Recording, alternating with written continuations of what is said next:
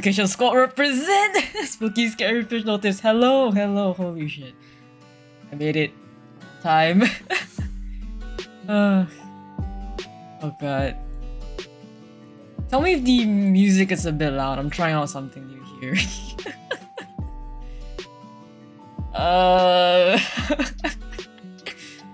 Can you guys hear me? I think it is playing, right? My mic is working, right?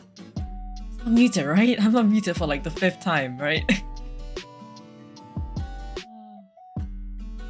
Alright, hi guys. Alright, you know, actually, I would have wanted to talk a bit more to judge. Alright, cool. I'll just leave the music as it is right now. It looks a bit loud, so I'll just tune it down a bit. Anyway, so, Ripple is here as well. Actually, so, what I'm gonna do today, you know, all the games I've been playing throughout this month, well, last month rather, just all these Spooktober VN Jam games, I want to talk about all of that. Like, I feel like I didn't manage to really talk about it while I was playing it, because, you know, I was like in the middle of absorbing everything that was going on, right? So I was like, I feel like I never really got to talk about like everything that was going on there. And I'm like, also, music. Ripple, get the fucking shit out of my face. Sorry, Ripple is putting his tail in my face. But yeah, I want to actually talk about all these games I've been playing in the past October, because I feel like I never really got to do that, right? Because I was so busy absorbing it while I was playing it and just experiencing it. I never really got to sit down and think about like all the small nitty-gritty details that I wanted to say, but it just slipped my mind as I was going through it. It's like so much going on, because I was just like, October was a really busy month for me. So a lot of things slipped my mind. There's a lot of stuff that I wanted to talk about. I was like, oh shit, I'm gonna talk about this after I finish the game. And then that never happened. Oh, you are a pirate. Hi Debbie. Thanks for the follow. Welcome to Minnow-san gang. I hope you enjoy your stay here. I am actually just having a more chill, just chatting about Spooktober. Hi. Welcome. I am just, basically, I'm just gonna talk about all the games I've played throughout this Spooktober. And first of all, I need to shout out this rabbit in the chat right here, because without this rabbit, this stream would not have been possible. At fucking all. Right? At all. This rabbit right here. This works, right? Yes. So, for anyone who is new to just me in general, I have a horrendous graphic design sense. Horrendous, like absolutely horrendous. You see this nice thing on your screen right now? Yeah? That's not me. That's all Aster. That's not me. When Aster called my initial PowerPoint slide a crime against graphic design, it was that bad. So I'm very glad that Aster managed to help me on this, to actually get my thoughts in a visually appealing manner. Otherwise, you're just gonna see words, black on white background. That's it. But yeah, yeah, so nice. Yeah, they're nice. The struggle never ends. Wasn't that harsh, but I'm picky. No, it's perfectly fine. Because I think my graphic design is a crime against humanity. The struggle never ends, really. It really never ends. The fact that even my bird is bothering me at this time when I'm trying to stream, you know. Like, he decided the second I clicked start streaming to jump onto my face, turn around, and shove his ass into my face, and just keep scratching his ass in my face. What do you have to say for yourself, Ripple? Nothing. Because you're guilty as charged. Alright, anyway. I've had enough. I've been rambling enough. You know what? Let's get into the PowerPoint slide, right? PowerPoint slide. Time to get Ripple a burp massage. God. Give him something to do while I'm here. Anyway, so this is this is just, I'm going at it. I'm just going for it, right? This actually also isn't my usual model.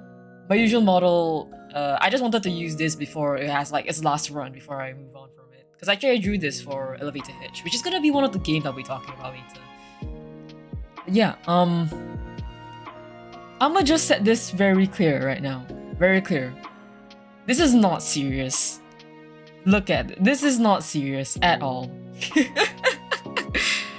I receive free space to ramble on Spooktober games, and in return, the trade-off, you receive unprofessional feedback on some amazing games to check out.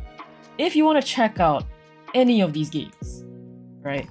Here is the master thread of games I have played this October.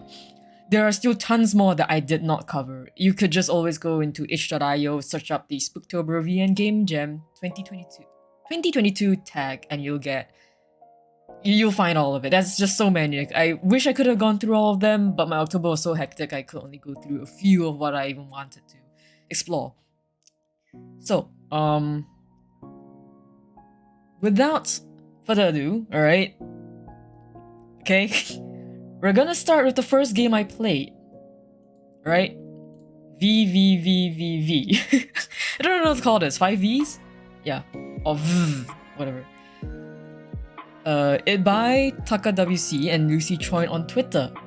It was the first Spooktober game that I tried, and it was actually the game that kind of drew my attention in because of its art style now, and then that was when I realized, oh, Spooktober Jam is a thing. And I was like, hell yeah, let's try this out. And so began my descent into the whole Spooktober thing. Okay.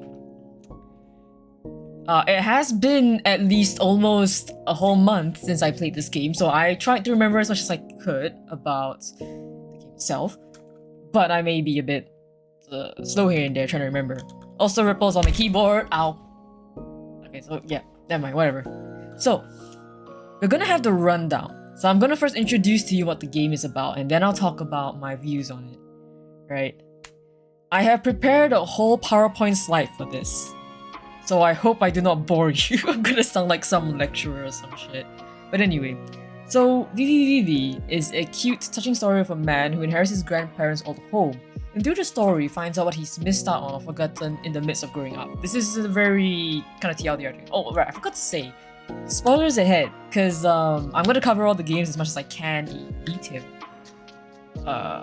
Basically almost like a review thing, but not really, because I'm not looking to criticize, I'm just looking to talk about like all the shit I noticed and all the things I liked about the games. So basically we follow Drago.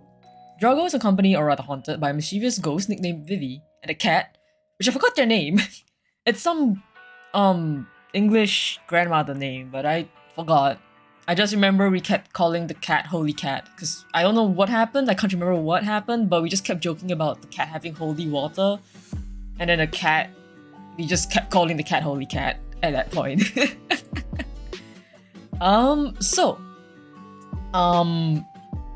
Drago is the man in this picture here. He basically is working 9-to-5 job, his boss was terrible to him, and then yes, like he suddenly realizes there's an email that his grandmother recently passed away, and in her will had left him their old house. And he quickly, the story deals with the grief and also him trying to like spruce up the house, because initially he wanted to spruce up the house so he could sell it, because he wanted to get the money to be able to live a more comfortable life in the city. And through the story, you really come to see how Drago has kind of like blocked out most of his memories of his childhood, in the sense that like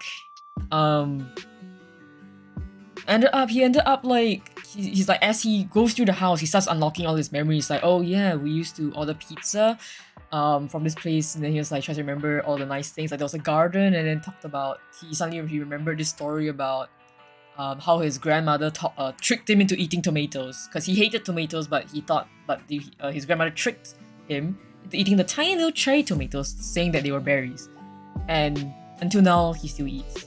These cherry tomatoes. Oh, hey, hi Kay, welcome to stream. Welcome to stream. Hi, I'm using a different PNG for this stream because I am. Yeah, I want to use this one last time before its runs out. Yeah, hi, I am talking about Spooktober. All the games I played this month, I want to basically give my full thoughts on it after thinking about it, having it brew in my head for about a month. Using all the tests and going through your browser history, be like, kind of, yeah, but it was very nostalgic. It felt very homely, and also like it was quite touching. Because basically the ghost basically like throughout the time Drogo is like, nah, not a ghost. Nah, why is this place so weird? And then like only midway through he's just like, okay, so hey Siri, how do I get rid of a ghost? And you're like, oh, well. So he spent a month there, he started getting used to the ghost, and then even at some point he and the ghost started talking, and he found out the ghost isn't actually, trying to be mean. The ghost is, trying to communicate with him, and writes all these V's on the mirror every time he wakes up. And always keeps stealing his AirPods, like the pain of losing your AirPods. Every morning Drogo wakes up, and one of his AirPods is missing, or gone, or flung across the room. Yeah. And Drogo is like, God damn it, not again. Yeah, it's a very heartwarming story, because in the end, basically, what the ghost was trying to tell him was actually to stop ignoring or stop avoiding going up to his grandparents' room and facing his grief head on. And then when he got to the end and he opened up the photo book and he opened up the last will of his grandmother, it was very touching. It's very sweet. I do recommend you check it out if you can. It's not a very long game. It was a very simple, heartwarming, quaint story and the story was further amplified with the art style.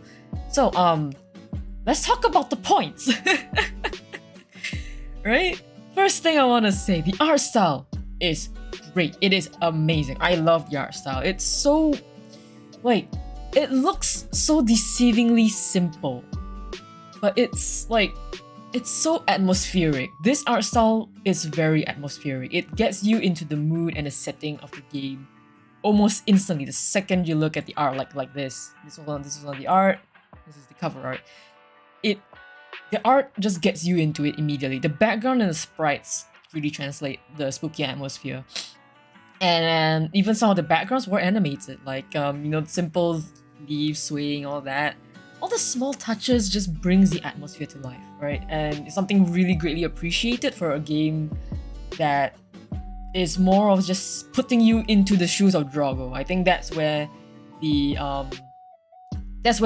heart of this story is, because you see the story through Drogo's point of view. Reminds me of Carmen San Diego. That name sounds familiar. I don't remember what that is though. The Netflix series. I don't know. I've never watched. Actually, I don't watch Netflix, so I'm very lost on that. Minimal pictures to encourage y'all to play. Kinda, yeah. Go play it yourself and you'll see what I mean. Check it out. It's free. You don't gotta pay. You just gotta go and download the game or play it on the browser.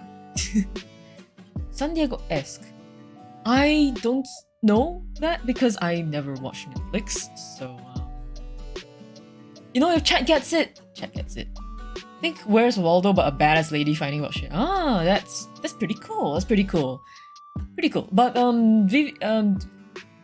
VVVVV is more comedic actually, because the ghost is basically a little piece of shit and is constantly messing with Drogo. Drogo opens up his laptop and he tries to type shit in, and then yeah. Oh, hi Camzor. Welcome to stream. In the stream. Let me just check something.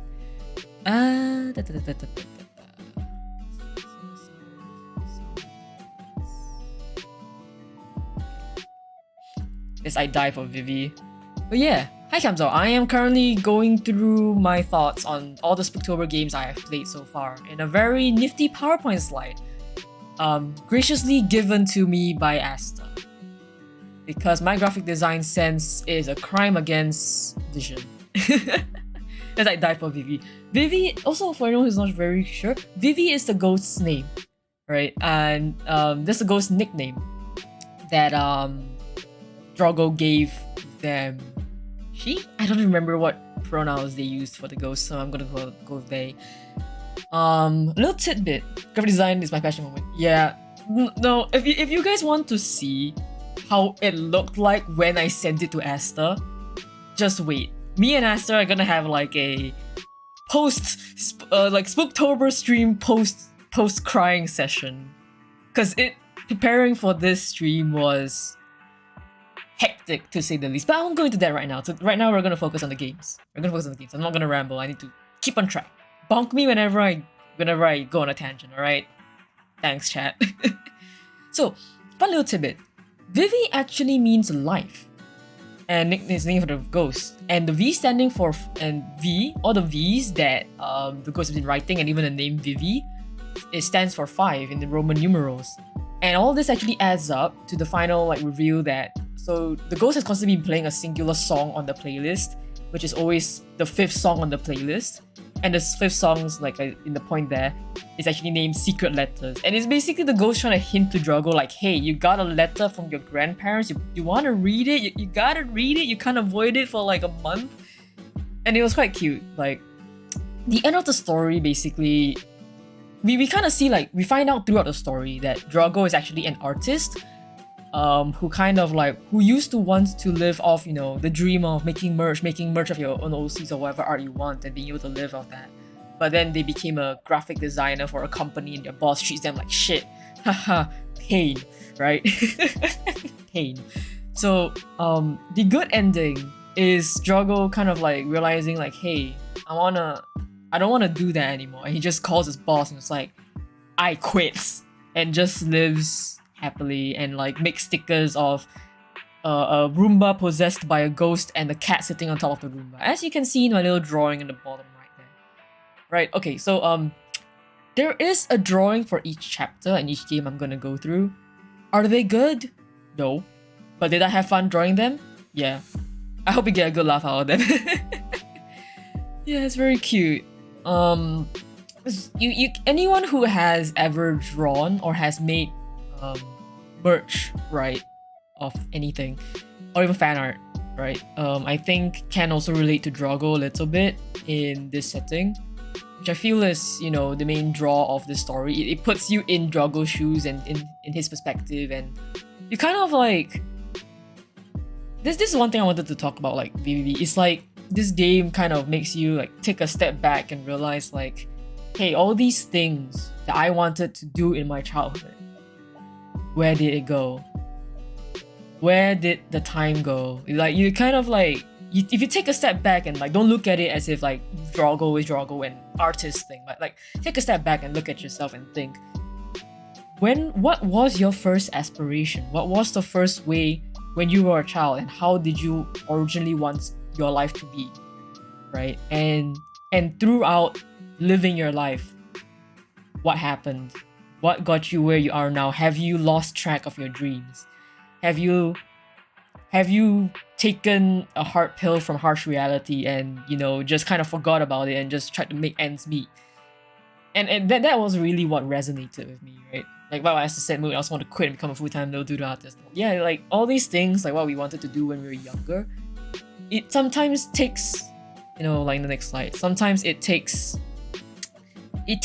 a wake-up call to bring you back and hey, this was how I wanted to be, but now I'm just making ends meet and you're not really living, you're just surviving. You don't have the heart, you're not living what your heart wants to live, right? So even the letter that his grandparents left, I think anyone who has lost a grandparent or has lost a family member or even a important figure in your life can relate to when somebody from your past, you become when you become distant from this person from your past, because you move on with your memories, you move on with life, and suddenly life just snaps your fingers and it's hey, this person is gone now, and all your memories associated with them are now just left there dangling on a string, and you don't want to face it, right? That's what happens when you're so overcome with grief. You feel like you can't face these memories. You can't face all these things that you were in the past, all these things that you did in the past. And then when you read like what Drago happened, he happened to read the letter, and he, you know, his grandmother forgave him. His grandmother forgave him for essentially forgetting to come back because life is so hectic, and it's just like, it's okay, I understand that you had your own things to do, and like you may have lost, you know, the childhood spark that you always once had. And in this game, it's just like, it reminds you that it's not over yet. It's not over. There is always a chance if you remember who you were, what pushed you, what motivated you when you were a child. There is always a chance to reach that. There's always a chance to get there. And this is what I liked about this game. I wanted to talk about.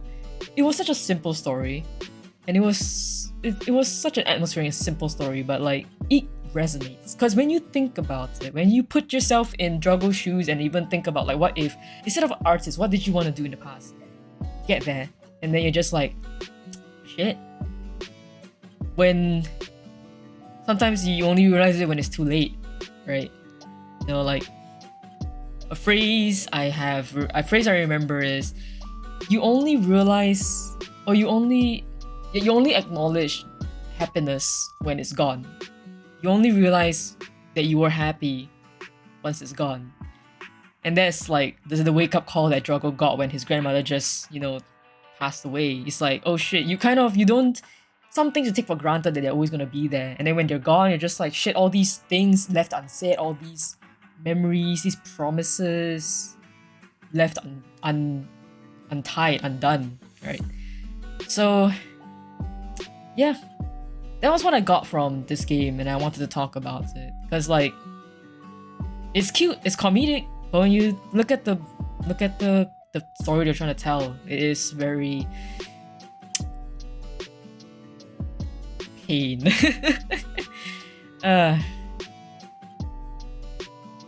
Simple things. The simple things. So what this game, or at least what I got from this game, is remember who you were and face it, you know, and face your grief. Don't just forget about it and try to make ends meet, you know. Give it a shot. Give it a shot. Go back and contact somebody you used to love talking to, your old friend, family member. Because when everyone moves apart in life, I'm pretty sure everyone still holds onto their very fond memories of childhood. I'm pretty sure if you contact one of your old friends, they'll be like, oh, it's really nice to see you, hear from you again. And then, you know, yeah, at least you reconcile with your past, right? That is something that's really important. Reconcile with yourself and face your grief. And then forgive yourself. Sometimes you gotta forgive yourself for losing track. You gotta, when you face it, don't just face it, you also need to go in and understand that, hey, life was hard. I'm sorry that I failed my dreams as a kid, but it's okay. I can forgive myself and I can always pick myself up and try again. Yeah. Yeah, so that's what I got from this game. It's deceptively simple, but when you think about it, well, fuck. Existential dread and nostalgia. Anyway, let's move on to the next game. I know it started off with quite a sad tone, but yeah, next game. So, the next game that I played was Crowing.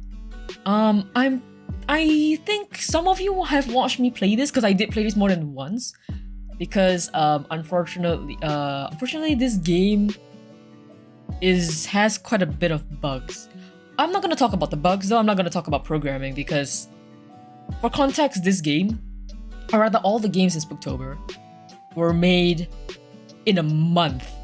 Can you imagine everything was made in a month? I'm not gonna complain about programming or coding or how simple it looks.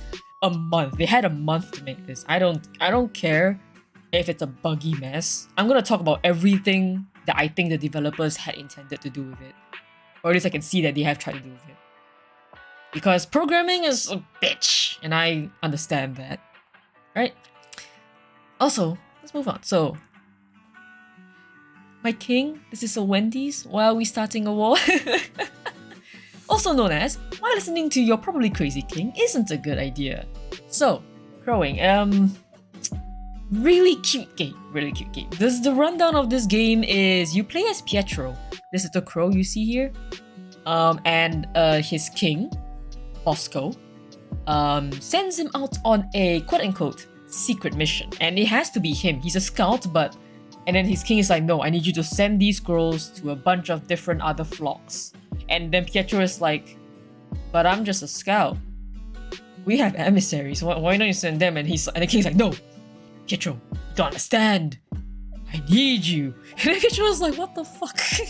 Pietro's like, I can't say no, but I also don't want to do it. Pietro is one of the few characters in this game that had like common sense, and I fucking loved it. He is great. I'll talk about it more later. There's actually a lot of fun puzzles, a lot of little fun mini games, and endings. They actually had tried to make a lot of multiple endings based on the choices that you make as Pietro. This story is also about war. War that happens in between these little flock of crows.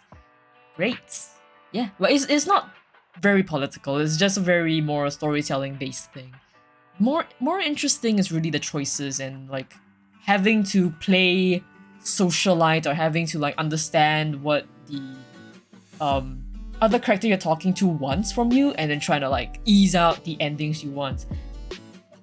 I'll talk about the endings a bit more later. But yeah, some existential stuff and pop culture is always fun, right? Like some pop culture references here and there are always fun. The dialogue is amazing, great. The sprites very lifelike, very cute, a lot of cute animations as well. I like it. And it's your boy Orzo. It's my favorite. He's one of my favorite characters from this game. Absolutely great. So, like I said, the MC is very witty. I fucking love the MC. I love Pietro. I love Pietro. It's like... He has the only one of any sense of normalcy. He's just like, but we have that, but why are we doing this? We don't have food. So like basically right now, like their forest flock, the flock that Pietro is from, is in the dumps, running out of food, you're not prepared for the winter, kind of stuff. All that. The characters actually all are voice acted. Very good voices. Very good voices. There are times where the voices seem to disappear because I think of certain bugs, but it's okay. I tried to voice act and it was like, damn, it was fun. Like, the voices of the characters fit them so well. Very, very well. The story is very intuitive and very imaginative. Like, you basically have to go to each different flock's like leader and give them a scroll written by King Bosco. 2 of these scrolls declare war. 1 of these scrolls asks for alliance. So based on, if you follow King Bosco's like word exactly, like, oh, you send this to this person specifically, then you know you get one ending. But you can actually choose as Pietro to purposely give a different scroll. I only found out, you know, like I played my first playthrough listening exactly as I was told by King Bosco, and then I got a pretty sad ending. So then from then I tried to like, okay, now that I actually know what's in the scrolls, I can fuck around with them. And even like who you go to first actually changes the story, actually changes the dialogue. It's very, very well written. It's not written, how do I say this? There's not a lot of narration, but there's a lot of dialogue. So you really get to feel all the characters. The characters are very, very fun to explore, very fun to like, oh, I want to answer this just to see what the characters say kind of thing. That's why I keep quick saving, because I try to like poke buttons and then like I almost get killed. Oh, I have died a few times, so whatever. The paths aren't always very clear cut, especially for like the first time you play through, and then like after that you're like, oh, okay, I can do this, I can do that. If I do this, this happens, kind of thing. Then you can basically ending farm, which I did try to do. However, I encountered a very large bug essentially, where no matter what I chose, I got the same ending, which is sad. I kind of want to see what all of the endings are, but it's okay. I hope that the creators manage to fix it someday so that I can finish it. I tried. I really wanna see all the endings because they all have CGs as well. It's great. Let's see, what's my next line? Oh yeah. Dawn of the Monarchy, Return to Bird. There is an ending where you can just ask a predator to be like, hey, can you kill my king? He's old and deranged. And the owl's like, alright, cool. And the ending is just the owl fucking goes around and just murders every single like ruler in sight. Because people keep like catching on. It's like, oh wait, you can kill the ruler? Yeah, okay, just go and kill the ruler. I don't like them. And then starts the whole like, you know, the decline, the fall of society because everyone is, you know, people fight over trying to be ruler and then they kill each other and then in the end they all just become birds and yeah, no more society. We don't live in a society. Yeah, basically. Pietro is my son. The main character is my son. I love him. I love him. I want a bobblehead of Pietro. I want a bobblehead of Pietro on my table. He is so cute. He's so funny. He's so witty. I love it. Then Orzo is my boy, my homie, dude. I understand where he's coming from. Oh man, I want to talk about the characters, and I will. It's my stream. I'm gonna talk about my thoughts on them. Characters are so fleshed out because most of the text in this game is dialogue. So you read. When you experience a story, you're reading what they're saying, and then what they say are also described a little bit with their body language and movements and like the things around them, which really builds the character. So you get the idea of it very quickly. And they are just characters that you love to hate. Like I don't remember her name, but there was like this very old socialite crow that lives with the magpies of some garden, and I hate those kind like if I meet somebody like that, I hate them with all my heart. But she's such a well-written character of that archetype. Like I love to hate them. I love to hate that kind of character, which is great, really great. I purposely saved and resaved just to piss her off a few times and I died, but I was like, worth it to piss her off. So you have King Bosco, who is a very paranoid, slightly deranged old king. As you can see in the bottom right there. And he sends Pietro out on the mission, and Pietro is like, okay, alright, I guess. And then, I don't remember all their names. It's been a while. Starts with a C, I think? The war veteran crow. So King Bosco and this other crow talked. I think they were in an alliance in the past before, in the war. So actually King Bosco wanted to ally himself with this crow again.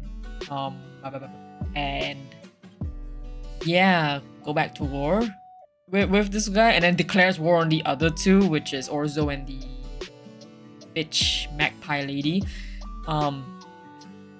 Yeah, he's very mopey, for lack of a better term. You know, like war veterans are traumatized, right? And that is a known fact. Like if you go to war, you're not gonna come out of that mentally unscathed, right? So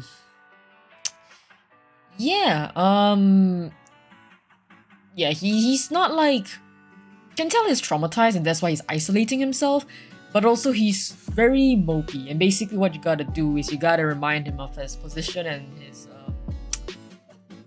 power, kind of. I feel like Corin could have had a full-on lore in his background. It could have, and I think it was trying to. It was actually trying to, but they couldn't fit everything in. And I think maybe they were crunching. That's why also even the bugs were a bit merciless. I really wanted to find out all of these endings so I could find the lore of this game. Like, it had these references against a lot more politics. Yes, there could have been a lot more politics. So basically, because like everyone is separated to like locations. Like they tell you that there was a war in the past. And King Bosco and the other guy, the war veteran crow, they used to be brothers. They used to be brothers in alliance. And then there's Orzo, who lives in the city, and he's got a fucking army of rats and cats and all the like street birds. And it's like, you can tell like his politics are very like, he's more of a gang mafia kind of character. I'll talk more about Orzo in a bit, because I did ramble about him on my previous stream, but yeah, anyway. So then there's the magpie, who is a socialite. Okay, she's a crow, but she lives with the magpies. And she's a very socialite. She acts as the queen. And like whenever she laughs, all her court of magpies laugh with her. Like you can tell, like it literally says that it's forced. And it's just like there's so much politics. Like what did they do to climb into power? Why are they in power? And you can tell like generally some of their flocks are not happy with their leaders. I don't know about Orzo, but yeah, like there could have been so much. There could have probably been a lot more fleshed out politics and lore in this game, but like you said, they probably ran out of time. And it is a shame. I do hope now that Spooktober is over that there's a chance, small chance, that they might make Crowing 2.0 and they just like flesh out everything and they fix the bugs. Because I really wanted to find out all the endings, because I feel like the endings would have given like a bit more lore or like at least wrap things up. I really couldn't. I kept getting the same ending no matter what I did, which is a shame. But whatever. Anyway, so storyline alone is really a reward enough. It was really fun. A lot of like in the time for like politics. Orzo, dude. Orzo, I can tell. Like basically Orzo is one of the newer flocks, but he has actually one of the most power. He has the most manpower. Because he has rats. Like he has an army of rats that does whatever that does what he says. On top of like crows and like alley cats and all that. It's like yeah. And the way he acts, you can tell like he takes his flock comes first. Whereas when it comes to the other two leaders, the war veteran and the queen, you can tell they don't put the flocks first. Neither does King Bosco. King Bosco is very paranoid and up in his own head. So that's one thing.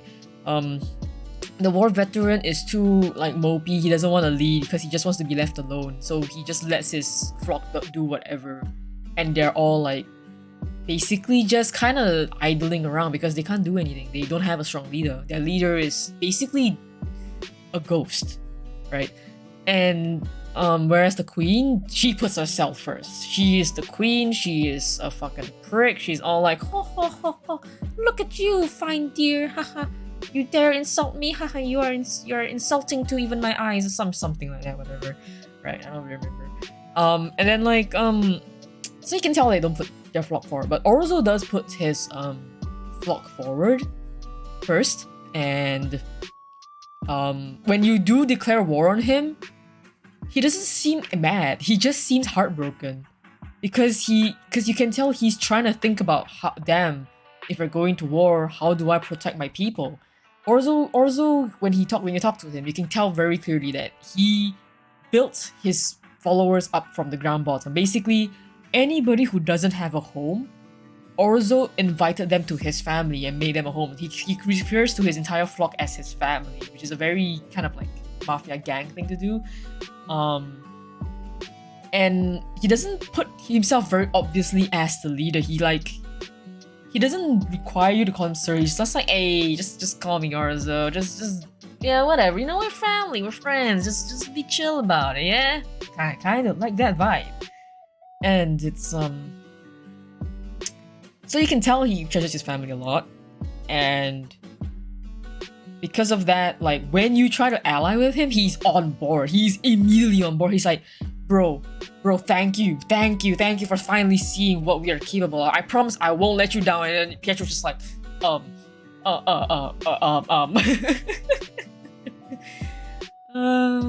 It's great. I fucking love it. And his adoption papers is inventory. Yeah, basically, he's great. Orzo is like your big brother gang boy. Like he doesn't try to come off as intimidating or as a gang. Like when you call him intimidating, like on one hand he's like, oh what? That's funny. On the other hand, he's also like, what you really find me intimidating? No, please don't find me intimidating. I just want to live with my family. He just wants to, and that's it. Like all he wanted to do was to create a home for all the strays. and while doing that has actually amassed such a large following, a large family that they're willing to die for each other, and he's one of the most like strongest threats out there. So actually I really wanted to get the ending where like Orzo was on our side, but yeah, the bugs, it happens. I think I talked enough about crowing. It's really a lot of potential. It has so much potential, and I want to see where it goes. I don't mind like if I know the creators have actually followed me on some of my platforms. If the creators you ever hear about this hear me right now, I don't mind waiting. You want to take like 6 months to flesh out the game, I don't mind waiting. Send it my way when you're done. I will play it on stream. I don't mind waiting. I am ready. I don't mind, dude. I really want to see where this game goes if it can. But yeah. Anyway, let's move on to the next game. Alright, chat, you guys will recognize this game. You guys will recognize this game. Gospel of Eve by Pucci on Twitter. I think this and V were the games that I really wanted to play when I first saw Spooktober tag. The chat who were here during that stream will definitely recognize this game as the game where everyone lost their shit over stuff that was happening around it. This game brought up a lot of very interesting discussion topics, right? We got into the discussion of religion, of AI, of VeggieTales. Yeah, VeggieTales, and we watched VeggieTales on stream. We listened to some VeggieTales songs on stream. Anyone who was here for this stream, my god. And also this was the stream where people first figured out what my dehydrate redeem did. Fucking great. That was great. I fucking love you guys. I love that reaction. I'm so glad you guys found it funny. Alright. So, Gospel of Eve was actually a pretty short and simple game. You follow the point of view of two exorcists who have been hired by a church to get rid of a perceived ghost. Literally just that, very simple. You go in and you just search around a bit and you're like, oh, ghost. Oh, but the ghost actually isn't a ghost. It's actually an AI that was programmed by one of the pastors? Priests? I'm sorry, I cannot remember which is which. I know one of them is Catholic, one of them is Christian. I cannot remember, I'm very sorry. I'm not religious, so like forgive me for making mistakes. But basically the head pastor / priest of the church, his niece created this AI because like an AI follower, right? An AI follower, and like before we get into the whole topic again, basically it like the characters themselves had a chat about it, and a lot of the religious references and the talks as well. Chat has told me was actually pretty accurate until the game, like took their own spin on it with like the AI and stuff. Which I find, this is something I personally very appreciate a lot. When something is very accurate, right? I like it because I feel like I'm learning something that I can apply to the current world, and also because I appreciate the amount of research that goes into getting these facts correct and implementing said real life facts into a fictional game or into a fictional story. This is something I really appreciate. Obviously, this isn't just me saying, oh, you have to be very factually correct for a story to be good. No. I'm gonna just make that clear. No, you don't have to do that. It is just something that depends on the story and also depends on the reader. Because some people may not want to see real life anecdotes in their fictional stories or in the fictional game. Some people just want to let their brain go wild and be like, hey, I'm gonna make up my own shit. I'm gonna just do whatever I want to do and what I want to see. And that's perfectly fair because not everybody wants to go into a fictional story, into a fictional game, and see the current state of the world, which I don't have to elaborate on. And that's fair. I'm just somebody who really appreciates, like, even if a little smidgen of real life facts or real life research was put into like a certain factoid in the game, I'm a sucker for those. I'm a sucker for that. Yeah, chat taught me about Christianity that day and Catholicism that day, and also I learned that VeggieTales Christians. Oh, hi Frizz, welcome. Hi Frizz. You made it in time for us talking about Gospel of Eve and VeggieTales. Hi. Talk about Christianity. Maybe. But I want to make sure. I want to say again. I want to make sure as much as I can. I want to stay on tangent to the topic of my slides or the topic of the game. So we are not gonna go into very, very deep tangents, unless I bring it up first, because that's something I intend to talk about. Right? Because first of all, I want to make sure. Basically, this stream. Actually, I wanted to make this stream was because I wanted to give back to all the very wonderful and talented and hardworking creators that put their soul and all their efforts into making these games, all within a month. But yeah, so basically, if any creator is lurking in the chat, this is for you. This is my love letter for you, and this is my thank you note for making all these games. But yeah, perfect timing actually, Frizz. Anyway, so yeah, there's a discussion in Discord. Yeah. If you guys want to discuss it in the Discord, go for it. Maybe not Twitch chat, but in the Discord, yeah, go for it. If you're in the Discord, yeah, go there. If you're not in the Discord yet, what are you doing? Go join the Discord. Nah, I'm kidding. You can just do whatever the fuck you want.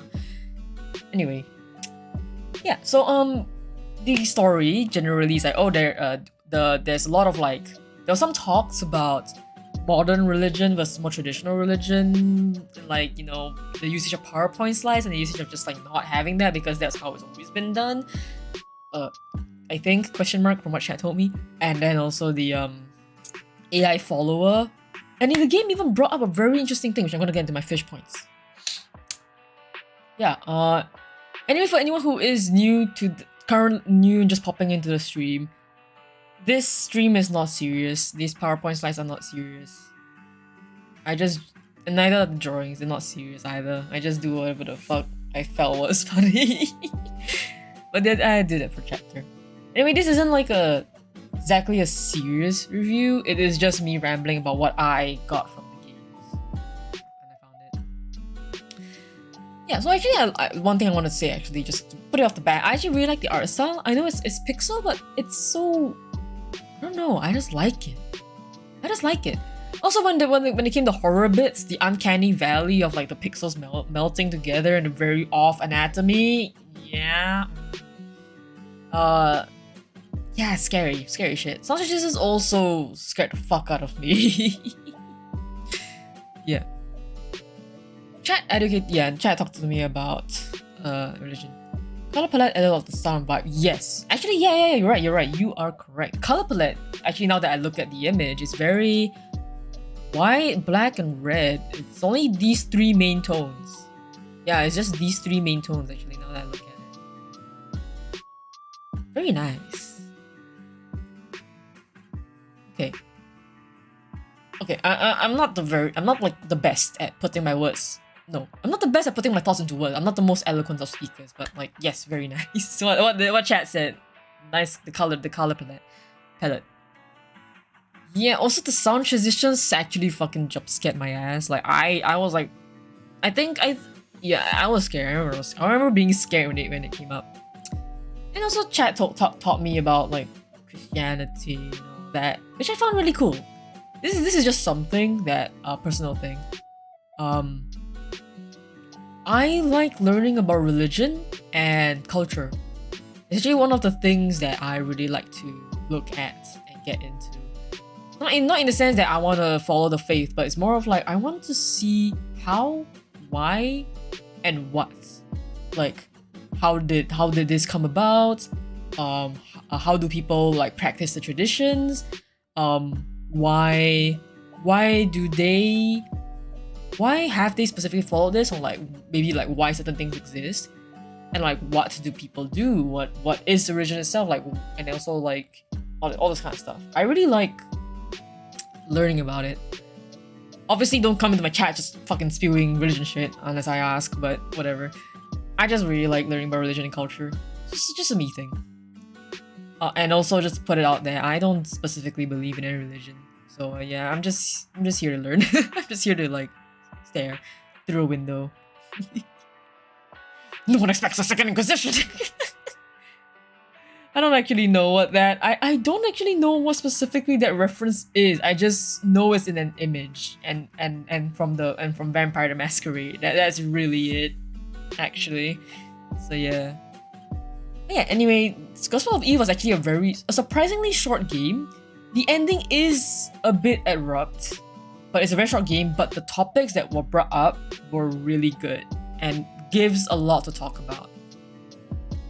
So there's a lot of interesting debates, right? And I remember chat and I, we all started debating in the chat. Like, it wasn't fighting or arguing, it was a debate. And some people even playing devil's advocate, or even some people are just like, you know, what if this, what if that? And it was okay, it was fair, because the game brought it up in a very... What was this? Spanish? It's some part of the iCarly phase of shows. Gospel of Eve was the weird ending one. I thought there were more. iCarly phase?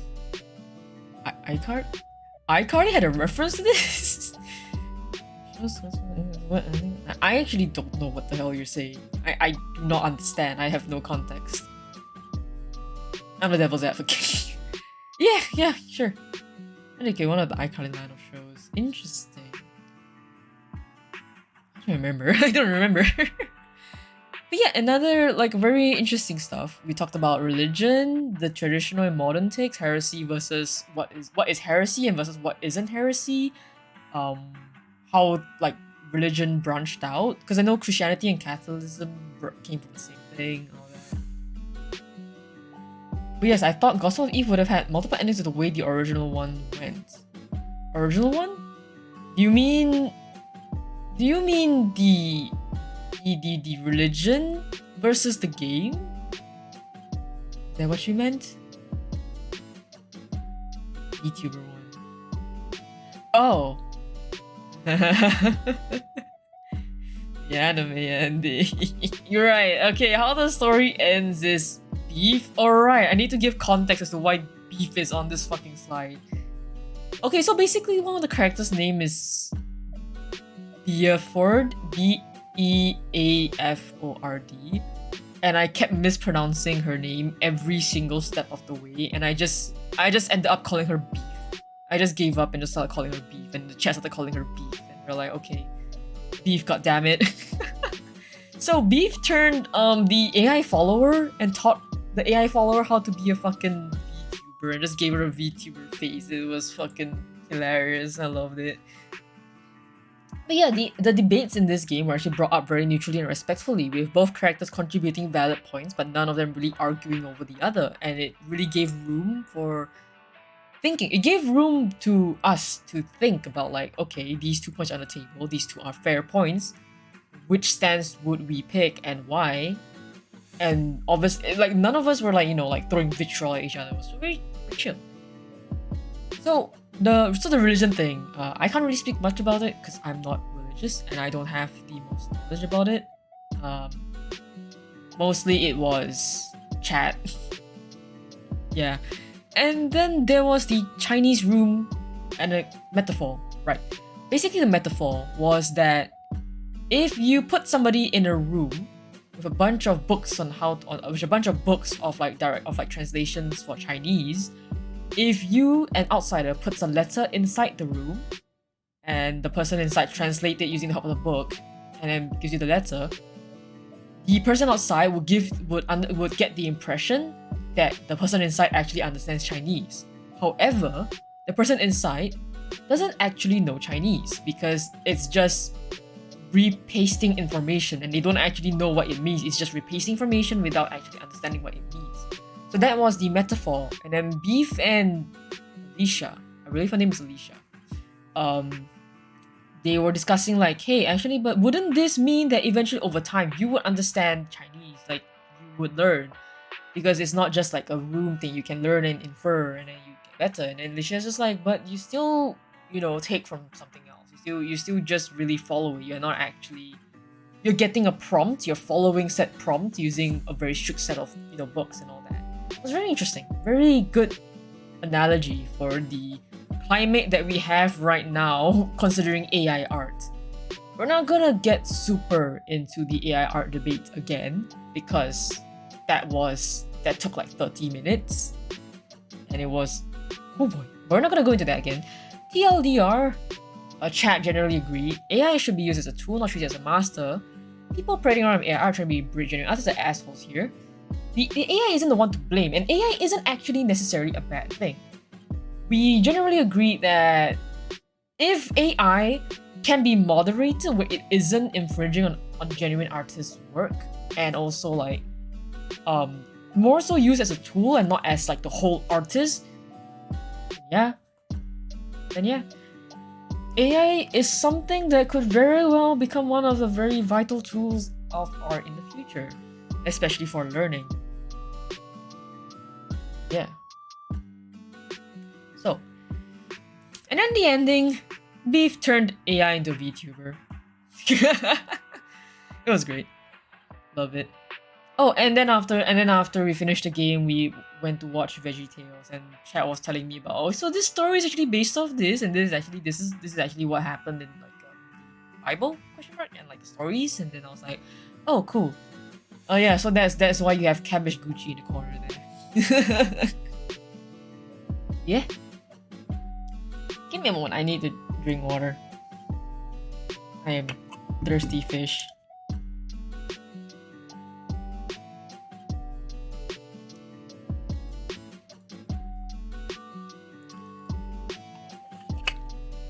Right. So, oh, stretch. Yes, I will stretch. Ow, my fucking hand. I feel every single bone in my arm cracking. Okay. Ripple, why are you looking at me like that? Okay. Next game on the list. Actually, wait. Since Frizz only just joined, I'm sorry, but I wanna show everyone. I wanna show people the fucking stupid drawings I made. Frizz, look. Here it is. and then this one. This is one of my favorites. I fucking love this. This fucking image is so funny. I love it. Sir, this is a Wendy's. First, you were there for the crowing streams. Yeah, you were there. Yeah, you were there. I remember. Anyway, now moving on to Panacea Rebirth. Alright. How long have I been streaming? An hour. We're making decent pace actually. We're actually going faster than I imagined. But maybe it's because I did talk a lot about the other games already on my stream, so I'm not gonna talk too much about that. Panacea Rebirth is also one of these games that I spent a lot of time already talking about and analyzing on stream itself when I was playing the game. But I'm gonna go, and I still have a lot more to talk about. So, Panacea Rebirth. I'm gonna reiterate some points from my other stream. Yeah, so Panacea Rebirth, the rundown is you follow a young, chronically ill girl on a mission to prove herself strong enough to live, only to turn the vampire herself. It is actually a prologue to their other game, which isn't out yet. But basically this character, fuck, what's her name? It's on the tip of my tongue. I remember her name. Fuck, Lacrima. Yes, Lacrima. So Lacrima is actually a vampire straight up in the other game that the creator is making. And this story basically is a retelling, a backstory of like how she came to be a vampire. This game is very heavily story and character based. A lot of lore, very strong characters. Actually, more so actually. Instead of having strong characters, more so it is having strong character relationships. And I think it is something the creators did very, very well on. how the characters in this game interact with one another. And I think that's where most of the draw actually came to be, now that I'm thinking about it. Well, the characters are strong, but what really tied this game together and making it have that very nice written feel is how each character interacts with one another and how they bounce off each other and how the relationships, the complexity of relationships was something that I think was very, very well shown in this game. Tons to read and look into. And even the small details really make the game if you pick up on them, like certain foreshadowing bits, really good. I wouldn't exactly say that, like, okay, out of all the games I have played, like, a lot of them are really, really well written. This is one of the ones I'm gonna point out like what I like the most about each written story game. Like for Panacea Rebirth, my favorite part about this game is actually the character relationships. The other, for like Crowing, for example, what I really liked was the characters themselves. Very, very strong. Like you look at them, you hear them talk for one moment, you're just like, I know what this character archetype is. Really good. And okay.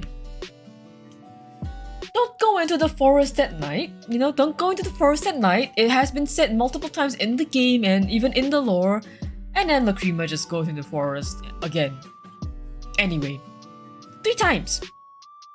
Three times, and 3rd time's the charm, she actually died and turned into a vampire. You know, like it's just like at some point I was like, Lacrima, you're doing this to yourself, but you like literally somebody offered to walk her out of the forest, and she's like, nah, I'll be fine. Even though she literally said like a few screens ago that, oh, it's getting dark, I really should get going because I'm gonna get attacked again.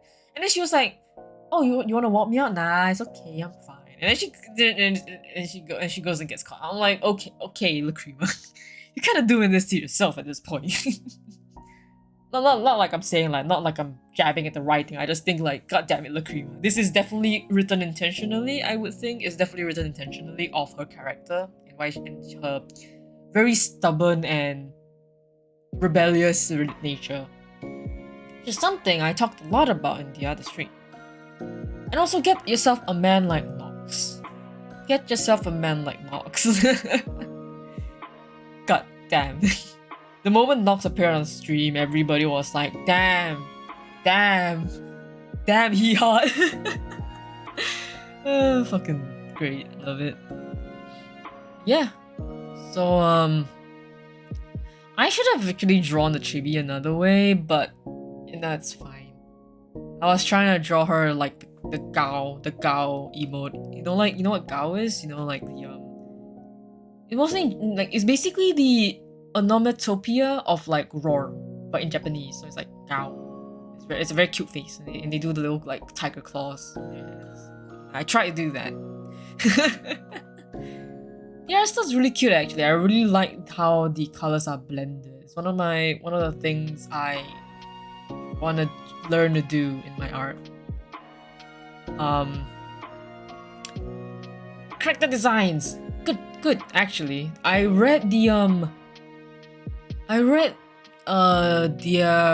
postmortem on how their experience working on the game was. Yeah, I even read like the character design bits, all the like stuff, the in development stuff. Really cool, and it's like the amount of like they did. It's like a reference for like old timey outfits and all that. Cool, basically cool stuff. Cool stuff. CGs are either really cute or oh god. Yeah, like sometimes you get like, oh, really cute, like, aw, your family, your found family, this is cute, little cute thing here, or I was like, oh fucking god, I'm gonna fucking die. Oh god, I am crazy vampire time.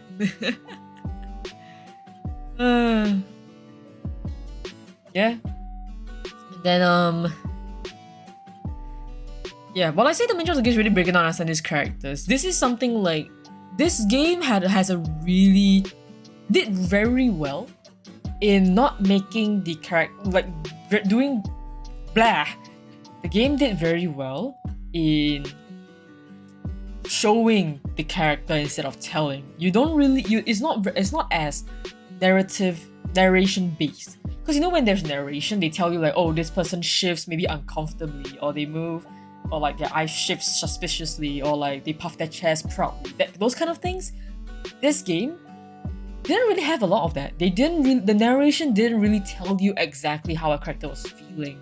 The narration doesn't explicitly tell you what exactly that they're doing because of certain feelings or certain actions. A lot of it is you have to read into it. You have to really see the small bits of what they say and how they react. Like they don't say like it's very rare that writing says straight up like, oh, she adamantly rejects. No, it's just like you read it something like she sits up in her bed suddenly staring at her parents. Like it's, you have to read into it and understand the character for you to really understand how said character is feeling and why they are acting out like that. And that is something that I adore in this game. Being able to write it like that, accompanied with the sprite and the art, really helps. Like at least for me to understand. Because again, not shitting on it, not like saying like, oh, you had to write like this to be good. No, this is just like the way that they managed to tell their story. The art, all of it came together into being able to speak volumes of a character without even mentioning these usually prevalent details in usual writing. I generally write like, oh, he adamantly rejects, he gets up and just, you know, smirks smugly, these kind of things. I also write like that. And obviously the game does write here and there, because there's nothing wrong with that. Sometimes you have to give context. But because this game spends so much time, you spend so much time with Lacrima and getting sort of understand her small little habits and understand the characters around her based on how she reacts to them. You really get to learn a lot about the characters just by seeing, and like you make your own assumptions and you learn about them. You're not explicitly told, and the game does a very good job of that. Also because this is one of the longer games, and you stick with one main character for the most part. So it obviously the way that they told the story benefits the writing style and all that kind of stuff like that. I should have probably drawn like a Snickers bar next to her or some shit, because like I found it really funny that like the series when she dies, when she gets eaten, it's just nom nom nom noises. It's like eating noises, and I'm like it's like oof, but also I like to joke about it. You also get to understand the story of the game, like the world lore, before the game really throws into the main story. Like the first like few chapters is just like, oh, introducing Lacrima, introducing a family, introducing the town that she lives in, introducing the forest, and like the general like stereotypes and standards of society. So once you get that, and then you start to see how much of an outlier Lacrima is, it's you really start to like read into it. It's good. Then this is what I was talking about in the previous stream with covering Panacea Rebirth. About this is the relationship between Lacrima and her parents, and it's like this is the struggles of how love can be suffocating, but yet being nobody's fault. Because of her chronically ill nature, her parents coddled her a lot, and I don't blame them. You can't blame them because they're so afraid their daughter's gonna die because she's so ill. But Lacrima wants to, you know, prove that she's more than just, you know, she doesn't want to be coddled. She wants to be able to live her life without having to always be like basically a bird in a bird cage. That's probably how she feels. That's why she's so very rebellious and mischievous.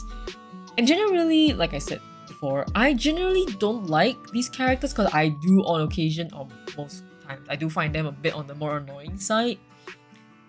But it depends on how they're written. They're generally a bit harder to always, keyword always, write appropriately or correctly, because it is true that when you're rebellious or mischievous, when you act out, obviously you can be a nuisance to some. But there's also a very like small level of like,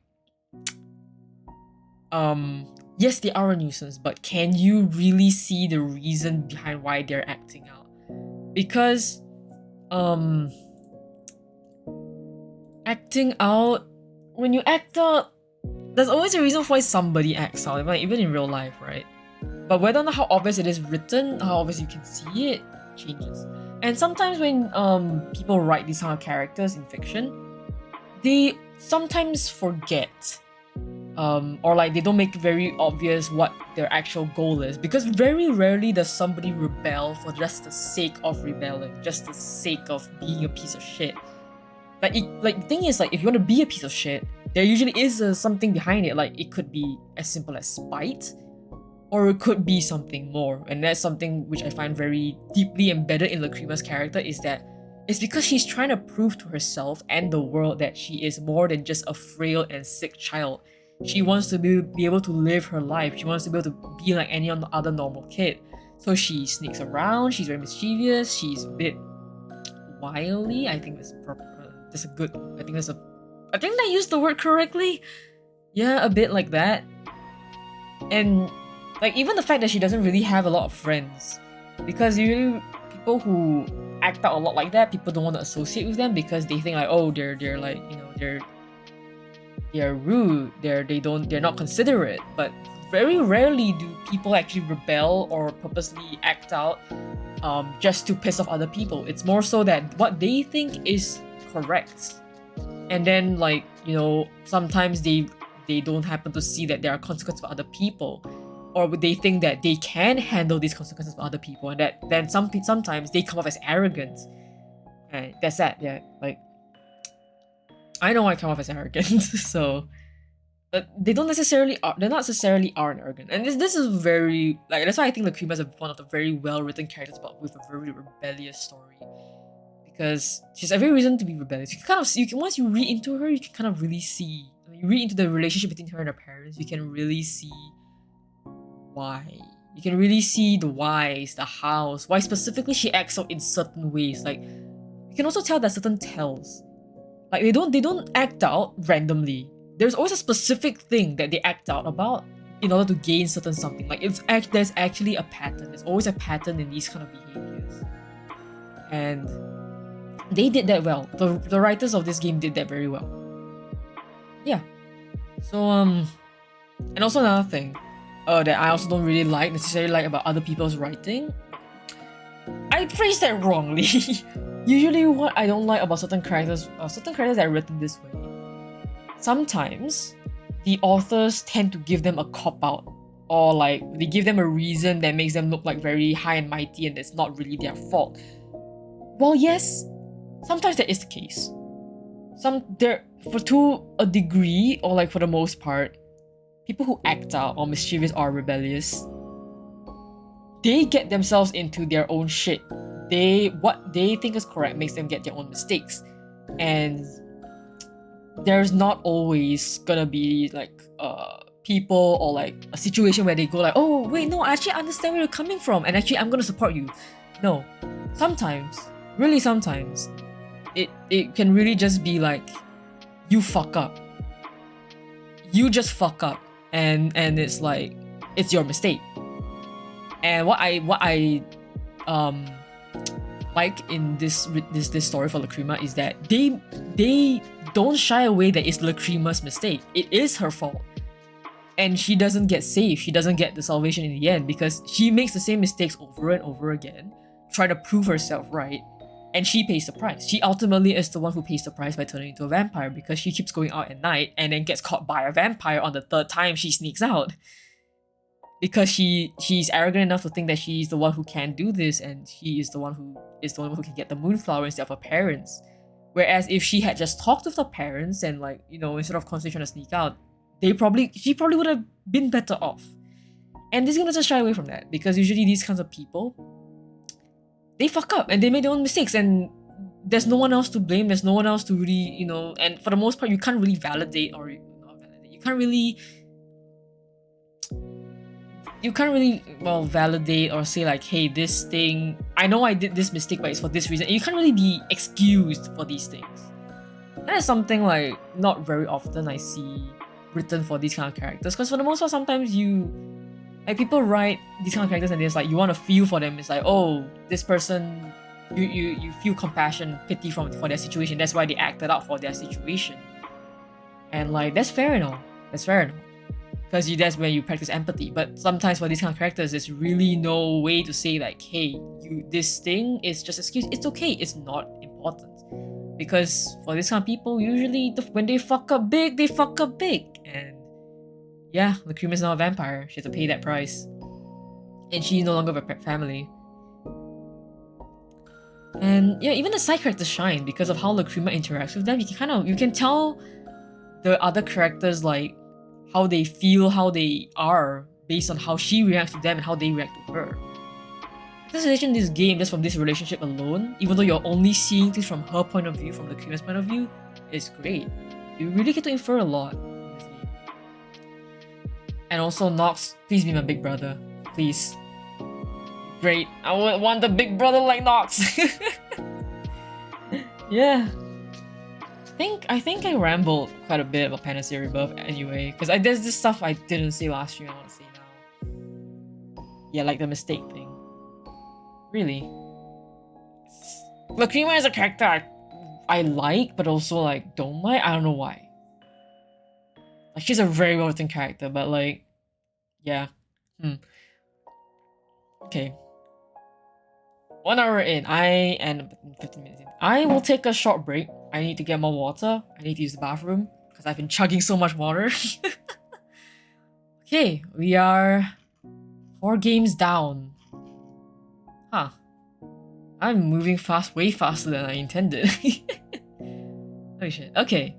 I'm gonna take a small break in the bathroom. You guys go get water and do all that too. And I'll be right back.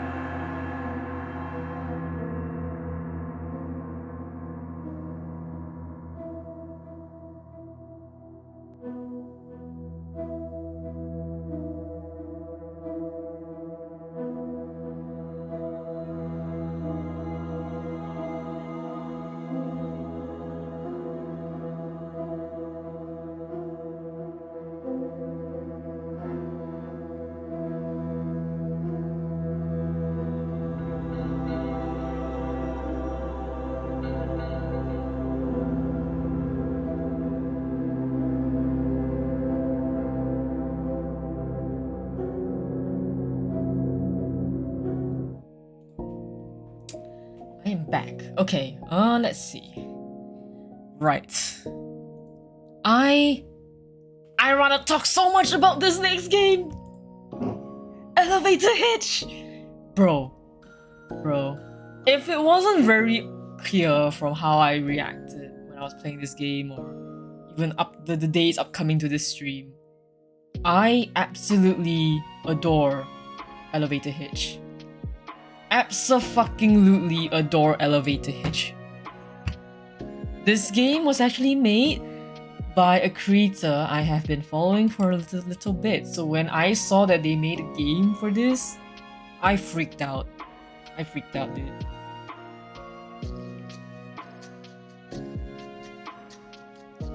God. Okay, let me just... Alright. Alright, I'm gonna get into it. I hope you guys are ready. I hope you guys are ready. I have been following... Okay, to be specific, I've been following Han Cartoon 0921. Basically, Rachel draws. Fuck! They make really good games. I'll talk about more about them later. But basically, Elevator Hitch. The protagonist trying to get to an interview. What could go wrong? Oh shit, oh fuck, why is there blood? So you're trapped in an elevator with this insufferable co-worker, and the game will end your suffering for you. So basically, it's a point-and-click puzzle adventure game. Where basically you try to get to the protag tries to get to their interview, and basically get out. And a lot of uncanny valley basically happens in this game, and I'm gonna talk about this a lot later. And also, if you're not sure yet, or at least you want to wear, I played this game with Ren, one of my good friends. Let me just do that. We played it on his channel, so fortunately, I do not have the VOD. He has it, but when the VOD gets up, please watch it. I didn't get all the endings. We didn't get all the endings. We do want to, but none of us really had the time to sit down and be like, let's continue the game and get all the endings. We missed 5 endings. But I generally kind of know what happens in them, sort of. Not really. I know how to get them, but I haven't really seen them myself. But this game is great. And I didn't put much in the summary here because the summary, or at least like the rundown quote-unquote of this game, is something that I think I have to talk about more in detail with context to this game. Then it makes sense, because it's not exactly the story on the surface. Is just get to the top and like go for the interview, find the floor for the interview, stuff like that. So many fun ways to die and explore. When we played the game, I brought up the point like, hey, instead of going for like a good ending immediately, how about we try to fuck up as much as we can and get all the deaths first? Because that's usually how I like to play these sorts of games. I love to just die. And then as we were playing, we were like, oh shit, the protag actually remembers. The protag actually remembers every time that they die, and like they come back and they're like, wait, do you know, wait, don't you remember this? And the coworker's like, huh? What? Why?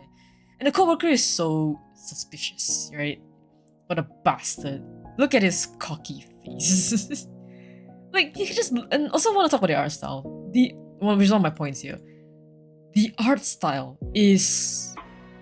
I really like this artist's art style, because just from the silhouette alone, the expressions, it's so defined, it's so clear. You can look at it and be like, oh, I know how this character... I instantly know this character's archetype. I know this character's personality.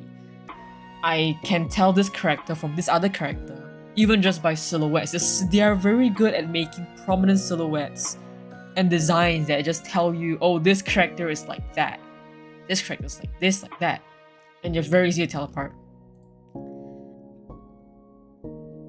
And also, they made the character is so like you know the characters just off the bat, even though like unlike the other games where as you have to get to know the characters through the story, they just throw you right into the game, but you still you understand the characteristics of the character so well. You get the characterization so well, even in just like that, like you snap your fingers and you just get it. Like you introduce them like 3 lines, 4 lines, 5 lines. And then through like the routes that you play, you know this character already. You don't even have to. There's nothing else for you to like really learn and know about them. It just kind of like builds on the initial perspective, initial opinion that you have of them, and that's something that I find this creator, this writer, does really well on. And the character designs obviously do help. Yeah. Also, I want to talk about floor 4. Floor 4, the one with the where you gotta like not make noise and like move about your room.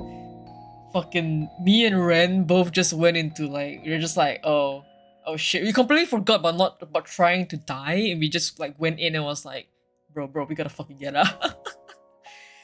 I think like awakened some deep fear. Totally sleeping, totally not playing my cracked DS on a school night.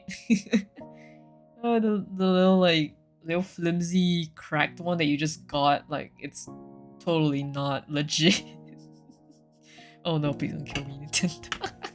Oh boy.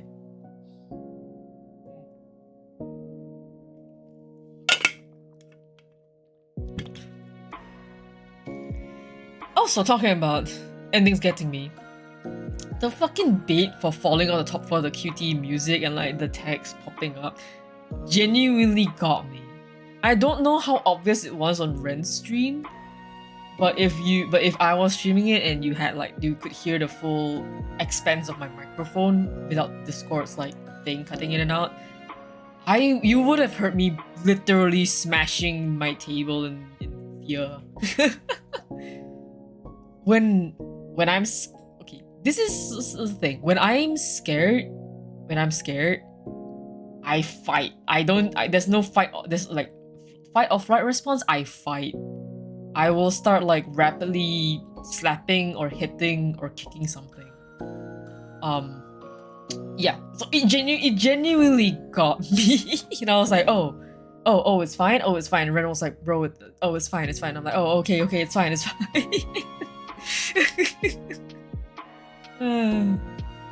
Yeah. Okay, next point. This is where I want to talk about like the quote-unquote story of the game. So like I said, I've been a fan of this creator for quite a bit, Rachel specifically. Super hard to play this game. Yeah. If you're looking for games with a lot of nuance and uncanny comparisons to real situations represented through horror-esque visual novels, please check them out. Please go check them out. So now talking about the actual like game, the game story, quote unquote. The story basically, it's very simple. You just go up, try your best to get the interview, try to pass the interview without dying, and then leave. But then as you try to leave, like when you try to run out of the company, they're like, oh wait, you need this job. Don't you know how many people are gonna be would kill to be in your position right now? You need this job. You really do need this job. And it's like, and then that's where you really, when it snaps in your head, at least it snapped in my head, it's like this. Well, I mean, like, that's really where is your snap in your head. That's like, this is reflective of real life interviews in sketchy companies, especially when you're a newbie. Or like when I say sketchy, I specifically more mean like those multi-million companies where there's like a lot of hierarchies and you don't really, and management may not be the best because it's just such a big thing to moderate. Yeah. And like, so what I want to say, this is a very uncanny valley representation of the anxiety, the fear, the horrendous situations you get yourself into when trying to interview at a new company. And I can say this because today at work I fucked up. So I know, yeah, you like, it's like when you fuck up, you might as well feel like you've died. You honestly might as well just have felt that you died. And I feel like every flaw, every specific ending, every way of death, every interaction is actually representative and symbolizes a certain situation as well in real life when you're trying to like get a job. So yeah, like even the very weird manager on the top floor just sitting on the air right now, like it's all a trap. Like the way if like one of the ways you die in that situation is the boss tells you to take a seat, and then you immediately walk out to take a seat without thinking, and you just drop off the fucking building and you die from falling. It's like, it's to me, I feel like it could symbolize that if you just like if you just do take for granted what the interviewer is saying, they're gonna think like, oh, this person's entitled, this person's greedy, this person is not actually being very self-conscious. Because sometimes they're testing you to see that if you have humility. And if you just walk up straight, you basically immediately fail in your mind, and that's when you die. So that's one example. And like even like traveling the elevators, trying to find your way to go up, trying to answer the interview question. Like it was when the interview started happening when I realized that okay, this is symbolism of how real life stuff actually goes on as well. And this is something this creator does very well. Very, very well. I have played Codefront from this creator. I have not played Eloquent Countenance, but I know that it's coming on Steam soon. If it's not already on Steam, it's coming on Steam soon, and I think I will probably stream that when I get to it. Yeah, even when traveling to different floors, and like the floors is so like, oh, you can't stay too long in this floor, but you need something. It's just like, or like even like if you don't listen to the signs, you just die. You go into the hole, you die. Like you walk into a random room and you just like, oh, you don't oh, it's like, oh, that thing looks shiny, but you just go in there without like, and you just take something without actually like asking or without actually like checking if it's okay. You just die. You get eaten. There's a lot of ways that you just die, and it's like it's hard to really like you can actually symbolize it. Some of them you can it's a stretch really to like compare. But stuff like, oh, wait for help, and like they'll come and help you, and then like they tell you, oh, please do not look at please don't look at something. I can't remember exactly what they say, but please do not look at other people or something like that, right? And then like when the door opens, the co-worker instantly gets shot in the head. And only when the protag turns to look at the co-worker does he get shot in the head as well. And I feel like this is like, you kind of get the symbolism here, like that it's like, oh, if you need, like you have a co-worker with you and you need help to get out, then the company's like, oh, this co-worker is actually a useless asset to our company, let's eliminate them. And then if you look, it's basically you're becoming aware of the situation. They're basically testing you on like, can you turn a blind eye? If you turn a blind eye to the sketchiness of the company and how they just eliminate people and get rid of people, then you can get in, then you live. But if you pay attention to the underhanded practices of businesses, you're gonna be next on the cutting board as well. That is something very, like, to me, was very clear from like just the first death, the first ending. And even the way the co-worker helps with the protag, it's like the co-worker seems to know but also doesn't seem to know. So we know the co-worker got in because of context instead of actually like having to go through the interview and all that. So he's like, he seems clueless, but also at the same time like he is trying to help. But as a senior and a co-worker, they are not allowed to help you a lot. Symbolic of how companies, when the seniors, if they help you a lot, they are the ones that get in trouble because basically they're spoon feeding you stuff. They also can't, like, they're also in a position where they can't just give you everything. They have to make you do stuff. So they act oblivious, or they act clueless, or like they only give very cryptic hints and they nudge you in the right direction, but otherwise they can't help you. And it's just like, I adore this game. I adore how they wrote it. Like, it's all these deaths, all these situations is actually very symbolic of how it feels to, you know, get in a company, fucking shady ass multi-million shit. Yeah.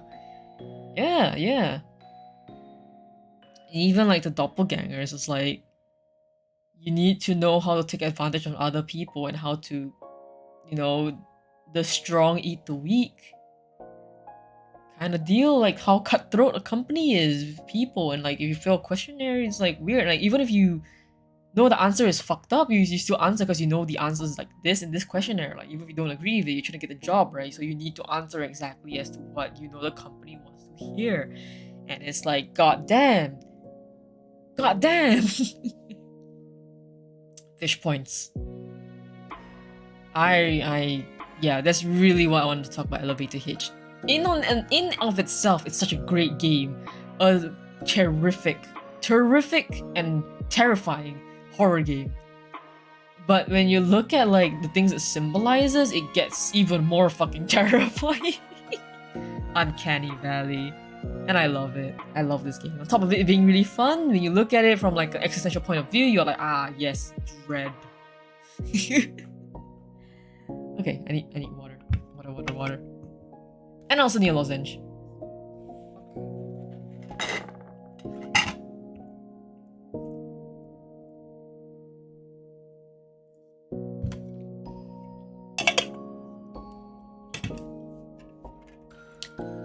You know, actually, I'm gonna just mention it now. I actually have surprises for this stream. You know, like, you know, as a treat.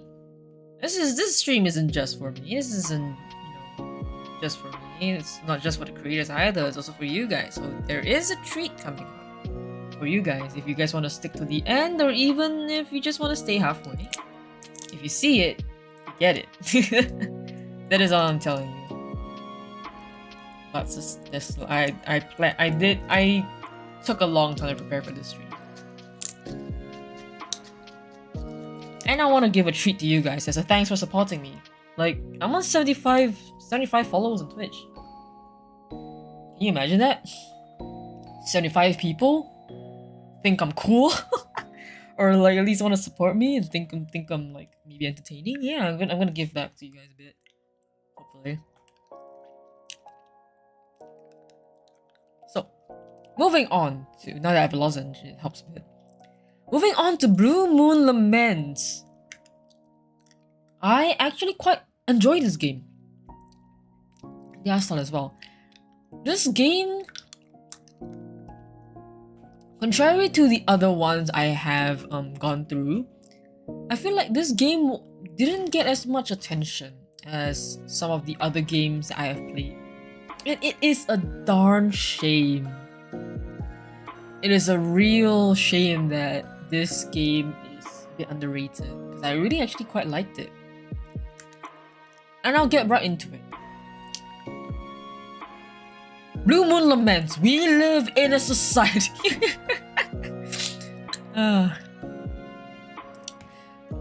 Magical girl and boy transformation in gruesome ways, and the description is quite perfect and gruesome. You look at like Sailor Moon and it's like, ooh, shiny and all that, but then like you see a description of like how they describe the transformation. It's like, ooh, girls, ooh, ow. So, Blue Moon Lament. You follow the story of Vidal and his friends and lover, of their tragedy turned heroism. But what happens when the heroes are disappearing one by one? Basically, story about how prejudice from society can even work the most stalwart of people, and how Vidal refused to face the truth and denied it to the last moment, and only then finally realized what was going on and was too late to prevent it. Basically, to run down the story, spoilers, there are people called Lamenters, and all these people with Lamenters, they have these little thingies, relics, that follow them around. And gives them powers as well, allows them to like, you know, magical girl and boy transformation, and they transform and they got powers and stuff, which are unique to them. They even have like, this story even has backstory, like, this was happened during a lament, where like a tragedy happened. It wasn't very clear what happened, but I just know that Vidal and all his friends, probably all his friends' family died as well. Yeah, they all died. And somehow they all became lamenters, like all these things. And I want to talk about that. Because this story has quite a lot of points, quite a lot of, let's say, how do I put this?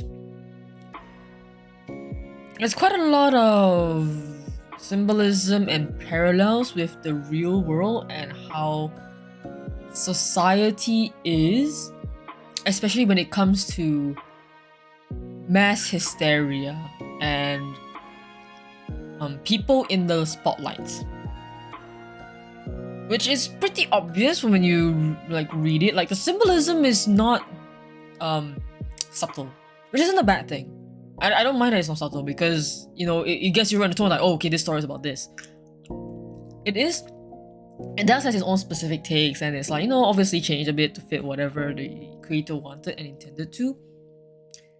But yeah, you can still kind of tell like, oh, this is, you know, symbolistic of this certain trait, this thing in society, and it's great. How they told their story is something I really love. I really liked reading this, and I'm gonna go into why. Okay, so also just put it out there, it's queer. Like, you know, a win for more queer representation.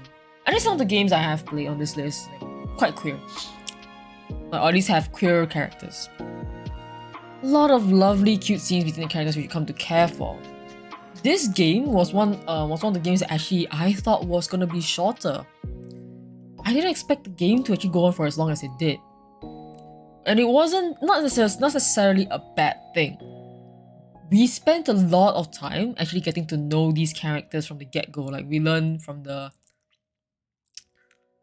spent a lot of time with each character.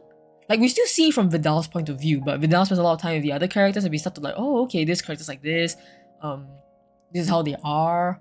These are their backstories, this is how they act. Similar to Panacea Rebirth, where we learn a lot about the characters through their interactions with Vidal and the character relationships between them. I do still think Panacea Rebirth's character relationships are my favorite from that story. But from this story, what I like is really I like Vidal. I like how Vidal is written. And specifically, I like their writing style. But it's just me. Because the writing style is actually a bit flowery, in the sense that it's very descriptive and it uses a lot more advanced English and flowery descriptions as compared to most of the other games on this list, which isn't necessarily a bad thing. Yes, it does definitely add to the word count and definitely adds to the time taken to explore this game, but for me, it wasn't a problem. Maybe it isn't for everyone, but for me, definitely wasn't a problem because this story was really, really, really focused into being just a story. There are no puzzles, there are no chase scenes, there are no like anything like that. You are just reading a story with images. And for me, as somebody who is an avid reader and enjoys reading, enjoys reading, to me this was a treat. So to me this was something that I enjoyed. It's not as much of a game as it really is just a novel with images, which is, you know, different tastes, but I really liked it.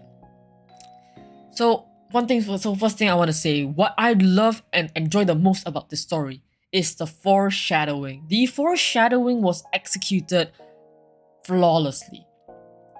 I don't like to use absolutes, but I think the foreshadowing in this story was flawless. It was written so well.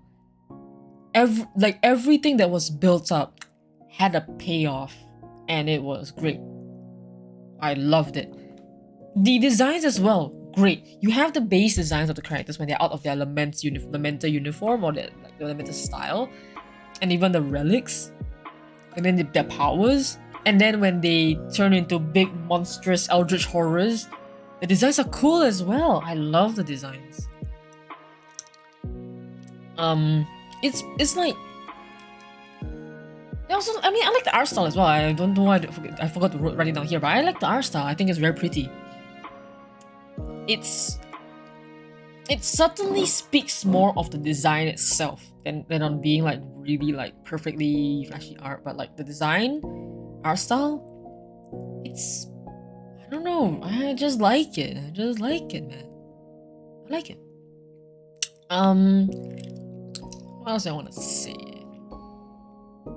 Yeah, okay, so when I said it was flowery, I still agree that it still borders not being overly flowery. Like, when I was reading it, I didn't necessarily feel like the pacing was off. This is something that usually I find as an issue in a lot of like people who start writing. When you start writing, you go with like, oh, I want to use all these vocabulary I learned. I want to describe as much as I can. I want to really make something very, very vivid. And when you're still very new to writing, I feel like a lot of the times you end up writing so much on description and flowery that you kind of lose the reader somewhere in the lines. Like, yeah, I have like sometimes when I read certain things, I really find like at some point I stop focusing. Like I'm lost. I'm like, oh, which line was I reading again? Like how, like stuff like that. Like sometimes you don't have to explain in 10 sentences how a cookie tastes. You don't gotta do that. Like you can, but you don't gotta do that. You should instead focus your descriptions and descriptive writing. I guess this is like me giving writing at this point. You should instead focus like your descriptions and stuff on things that you want people to focus on, but still maintain pacing. Pacing is what keeps a reader's attention. Keeps the story moving in their mind. Because imagine if you try to describe something very, very flowery, right? And basically, like let's say you're trying to describe a flower bed and you spend like 5 lines writing about this flower bed. If you think about it in the mind of the reader, they're imagining the flower bed. So it gets vivid, it gets more vivid, it gets more descriptive, you get to see more and more of the flower bed. But at some point, you're just like, your story is paused because all the viewer sees in their head is the flower bed that you are describing. And at some point, the viewer is like, okay, flower bed. And then like the more you add to it, the more viewers like, oh, okay, flower bed's like this, flower bed's like that. But then when you finally leave the flower bed, people are like, wait, what was before the flower bed? What was the story? What was going on? This is something that happens quite a lot. I see, at least with in writing, especially when you start out. I was like this when I started out. Like pacing is something I've become very anal about because of this. Because if you have proper pacing, the story still moves in the reader's head. You can describe something that helps you visualize in the viewer's head, but if it comes to a point where the story is paused in the viewer's head because they're spending a lot of time looking at something that isn't very important, that's where your pacing has fallen a little bit. And that's when you need to know, okay, I gotta cut this out a bit. And I feel that this game did their pacing very well, even with more flowery vocabulary and more like vivid descriptions and more like metaphors, analogies. The pacing was still going fluidly enough where I knew where I was in the story at any given point in time, which is what you want to do when you're writing. Because if you don't have images, like let's say you don't have manga or comics, you don't have images like visual novels, you don't have images that accompany the text, all they have is the image in their mind. And when the image gets paused, the reader will lose focus. So yeah, this is something I want to praise about this creator. I really enjoyed their writing. Definitely enjoyed their writing. If you want to put it in the game form, I can see where criticism can come from about like having to cut down word count a bit. But for me, who is an avid reader and really enjoys picking up on all these small details and enjoying just the writing itself, I really liked the writing of this game. Yeah, I really liked it.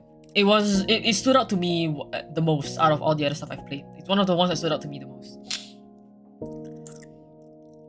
And also the foreshadowing, it's like because how they wrote with the description is it focuses your brain on the stuff that is important, and then it's like, oh wait, it cuts out and it cuts to the next thing, in the sense of foreshadowing. Like when we were dealing with Michi, right? Michi, when he was like feeling a bit unsure and like talk like with Vidal, and Vidal was like trying not like says like he thinks about Vidal kind of like brushes it off and like it's like, oh well, maybe Michi's just a bit tired. Michi seems a bit weird, but I'm not gonna bring it up.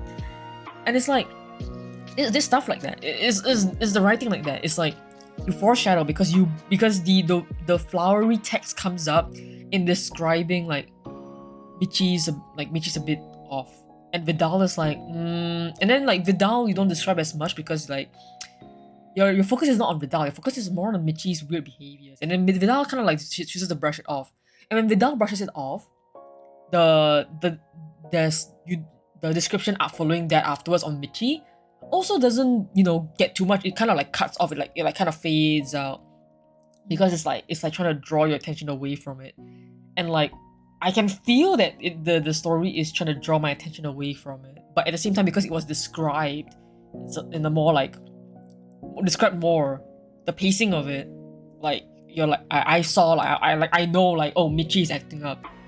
This is definitely gonna be brought up again because it was not resolved. Even in the writing's pacing, it was not resolved. It was just kind of like enter and end scene. So the foreshadowing is so good. Like I was like in the middle of like even like halfway through, I was really like I'm gonna call what's gonna happen because I knew from like the foreshadowing and all the things that they were hinting. Yeah, and also everything was kind of nice and cute. It's like doom gloom doom gloom, like wasn't very sudden. Like okay, it is a bit sudden, but everything was building up to the point, and it was like, oh, okay, finally, this is where the climax is. This is where the landslide happens. It wasn't very sudden. It's more like, oh, the avalanche finally comes. Like you see the build up, and you finally see, oh, avalanche is happening. Because it can be so cute, like this scene where like the little things like meeting like your lover, the person you trust the most, and then you're like, oh, Michi's missing. Oh fuck. Oh no. Yeah, kind of thing. Good payoff. The foreshadowing is good. Payoff was also good. So now to talk about the metaphor in this game. I see the game as a metaphor on how society capitalizes on the people hailed as heroes and also capitalizing on tragedy itself, and also being a society run by mass hysteria, run by complacency. A society that is complacent and basically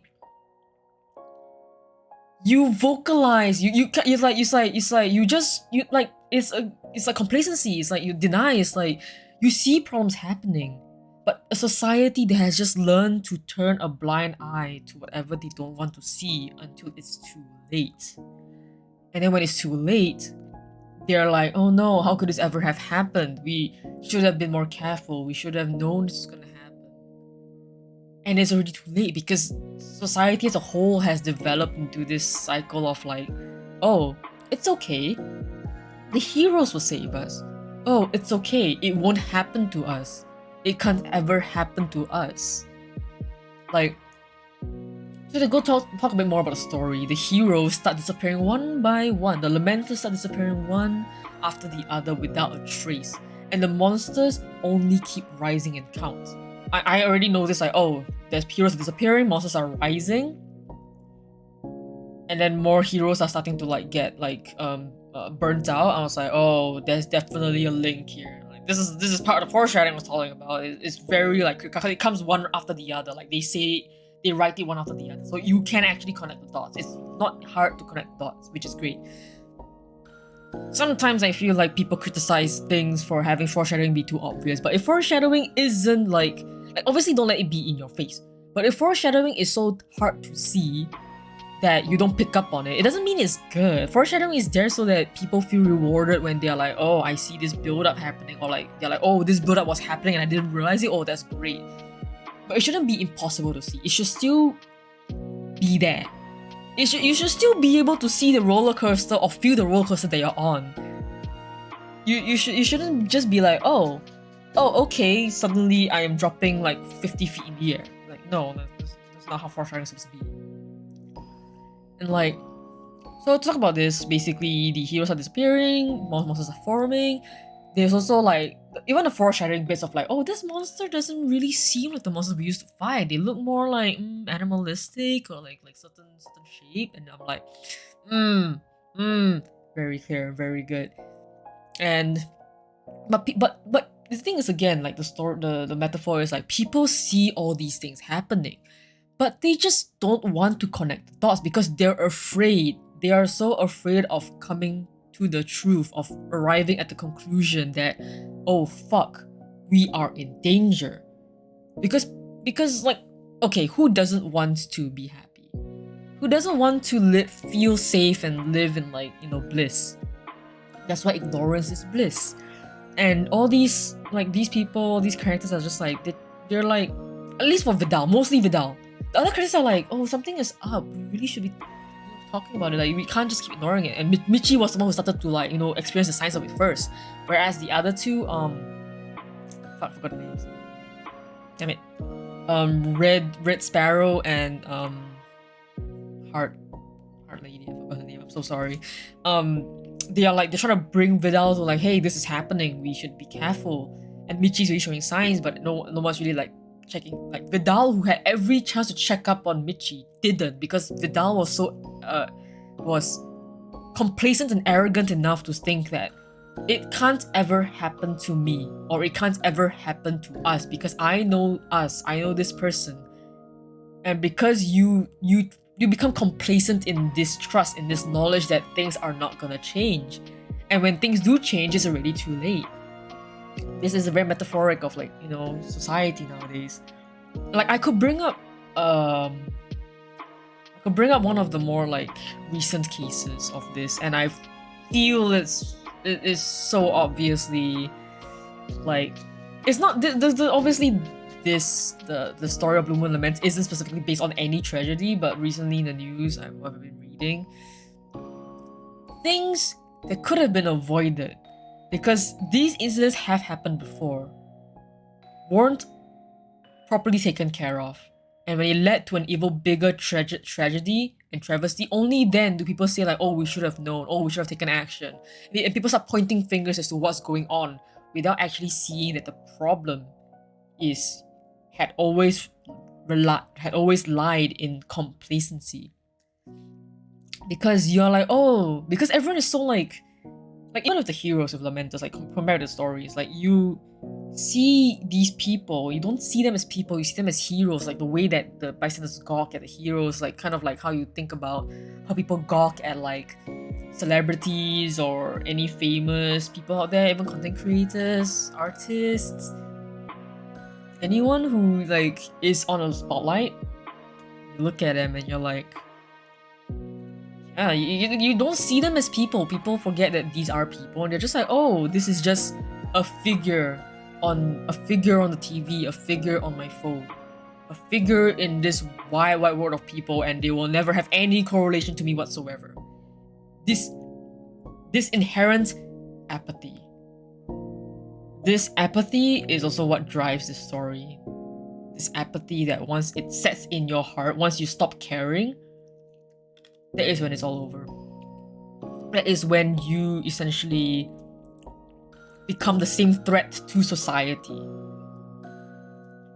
Because it is apathy that really, you know, is dangerous.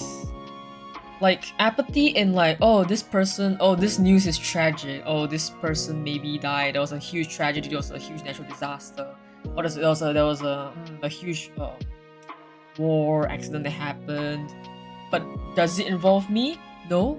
Then, oh, I feel bad, but okay, next article. This is apathy and also a bit of complacency. And it is this apathy that basically allows, to go back to Lament, allows these monsters to continue to fester and continue to plague society, because you just let them happen. Apathy just allows these to happen. When you don't show the care, or when you don't care, it allows all these things to sprout and come up. Yeah, and then, like, especially, like, when you talk about, like, heroes specifically, when the heroes, all this, like, people out in the spotlight feel like everyone's eyes on them, like everyone's relying on them. It's like, oh, wait, no, it's like, oh, you have a talk show, right? Why not you talk about this on your talk show, and then you settle this for me? Or why not, because you have connections, you do this for me? Yeah, we're good about it.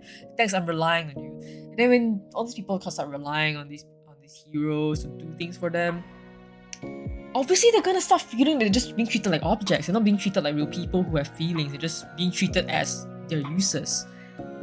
And then once, you know, they grow tired, like in the last point, they grow tired of helping, or they grow tired of, like, you know, caring for people, this apathy, then they themselves become like the very thing that permeates society and makes it, you know, the way it is now.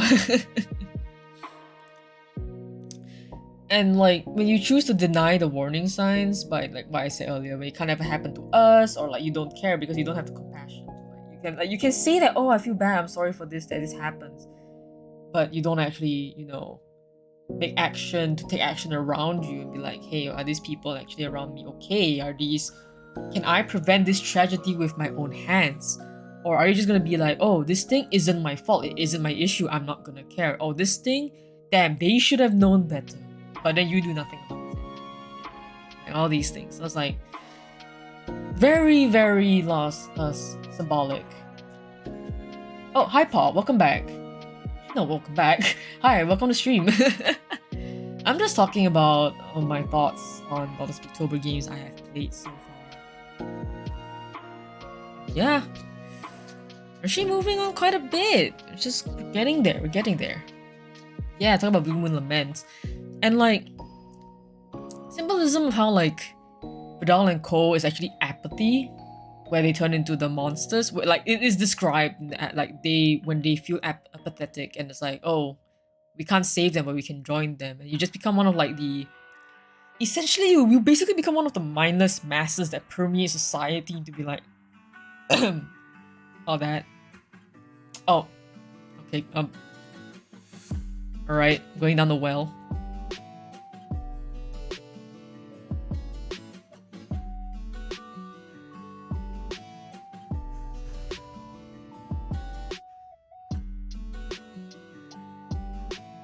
Alright, I am down the well.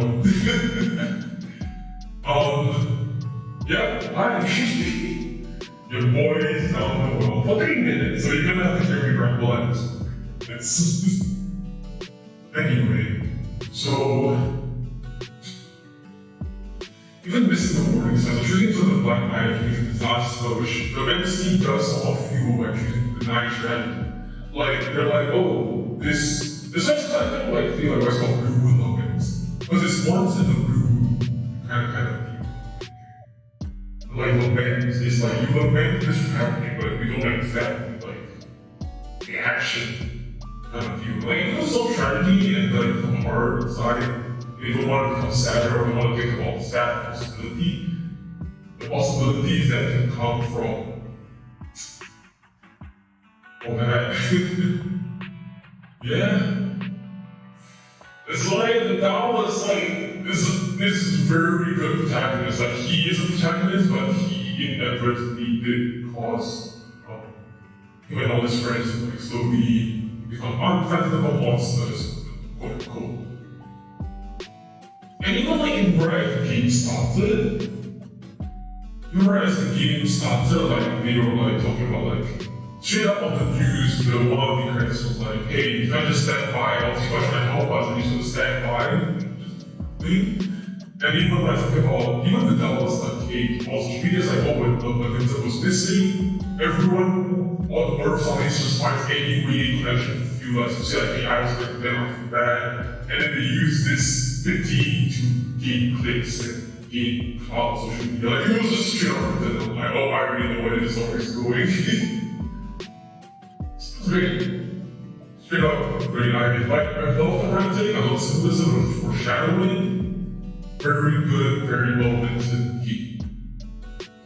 And I feel like I wish that maybe more people could have tried it. Yeah. Anyway, that's enough of this ramble on Blue Moon Lament. I really want to talk about good game.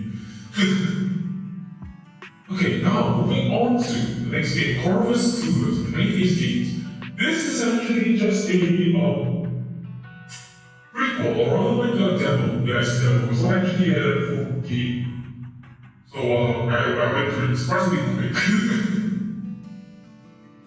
So it's kind of demo, introduced a starting cast, quite the interesting system of the game. very fantastic. Honest with express. There's a lot of expressions, very cute. You think it's Halloween, you talk, we look very iconic as characters.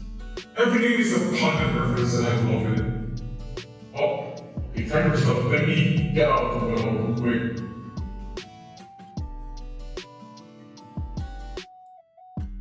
No? I'm out of the well yet? Alright, looks like I'm out of the well. Thanks for throwing me down the well. Yeah, every name is a reference and I fucking love it. Like, the crow is, what's the name? Fuck. I suddenly can't remember her name, but I know her name is based off Edgar Allan Poe.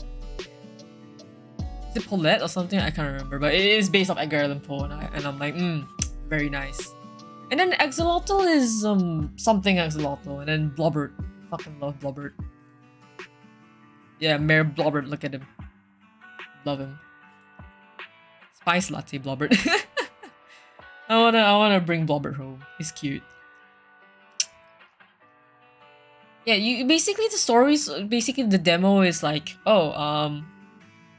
some people from the underworld came over to our overworld, crossed the border, and was like, we're trying to get like, peace negotiating talks and like, come closer as a two nations or two whatevers, two societies, and then one of somebody goes missing, and then basically Mayor Blobbert is like, oh, let's ask you to go and find this person, but because there's also another set of detectives on the block, and they're like, oh, okay, how about we turn this into a competition to see who is the best? Yeah, and it basically is like, oh, we need pumpkin spice latte, and I'm like, okay, there's a lot of pop culture reference there, and I love it. It looks like a very quaint, cute, very fun game to get into, and whenever the demo comes out. But yeah, not much to say, cause it is a very short demo. It took me like 5-10 minutes to go through, even though I was trying to check on everything. Yeah. Next game! Oh boy, okay. Our Fantastic Wonderland by Carrot Patch Games. Bro, this one of the best games. One of the better. I don't really want to compare, but like really good game. one of the favorites I've played in this run. Actually, I forgot to say, the results of the Spooktober. Are this helping? Oh, helping what? Oh, but yeah, anyway, the results of the Spooktober Game Jam came out. Our Fantastic Wonderland won first place. I want to just congratulate the author. I did congratulate them on Twitter. But also, again, this game won first place in the jam. For good reason. It's really good. Really good game.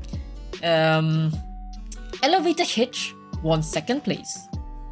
I'm gonna just only name off the ones that I have played on stream. I believe V and Panacea Rebirth, and also the other one I am gonna talk about later, Madness of Redacted, also got onto the shortlist. So I wanna just congratulate all of them. All of them are worthwhile to go on the shortlist. Wanted to try more though. Oh, Fantastic Wonderland, very good. Yes, hi Ren, welcome to stream. Very good. I really liked Wonderland. I want to talk about it as well. But Ren, I'm gonna talk about spoilers. Hello. I'm gonna talk about spoilers. I want to talk about the endings. Oh yeah, the Spooktober command is basically where you can go and find the thing. But yeah, I want to talk about Fantastic Wonderland spoilers. So if you wanna mute and turn away for a bit, yeah. Because I want to talk about the different endings, because I got all the endings. So yeah, if you don't wanna spoil yourself, we just turn off. We'll turn array. Okay, I will ping you when it's safe to come back, I guess. You're still getting all the endings. Yeah. I like it. I'll just DM you on Discord when we're done covering up Fantastic Wonderland. Hi. Alright. So, our Fantastic Wonderland. Join this barely functioning D&D-esque party, also known as perfect D&D party on the journey to restore happiness with a potato egg thingy. It's a very silly concept, really silly game. Really like it. Cute. It doesn't take itself very seriously, and that's the charm of this game. It's a very... It really gives off the D&D feel, because it's very like... cut-ins here and there, very wacky characters, funny here and there. Potato egg thingy. You can also date 3 of the characters. You can get 3 different endings in this game, and it's all the different characters. Yeah. Yeah, and then adult humor. It's actually tasteful. I don't actually like adult humor games, or at least I don't really like very adult content. It's just not for me. I don't really enjoy it as much as I do other content, and I usually don't stream adult humor content or adult stuff like that. Like mature, yes, but adult, not really usually. Just not my thing. But I still very, very greatly enjoy our Fantastic Wonderland. it's the adult humor is tasteful. It isn't like everywhere, which is something I usually find a gripe with adult content. It's usually, oh, once you get a tag, it's everywhere. It's in every single line. It's in every reference. It's in every innuendo, and I'm like, okay, I get it. I want to hear the story though. So yeah, my characters suddenly, like, everything's lighthearted and all that shit, and suddenly, oh fuck, oh no, game's breaking, oh game's real, oh shit, oh fuck. Yeah, that's kind of the rundown. You follow Ignatius and his party members and try to restore happiness, and along the way, kind of fall into like, oh fuck, the game's real kind of thing, and then everyone dies, and then you're like, oh, based on your ending, somebody comes back to save you. So, writing is great. The writing in this is actually one of the best out of my entire list. Like when I said Blue Moon Lament was one of the ones that caught my attention, this game, Fantastic Wonderland, was another one that caught my attention. Same thing, the pacing is good. Pacing is very well written. The text is flowery when it needs to be. The text is descriptive, vivid, and flowery when it needs to be, but it doesn't slow down the pace at all. And it only brings up the like...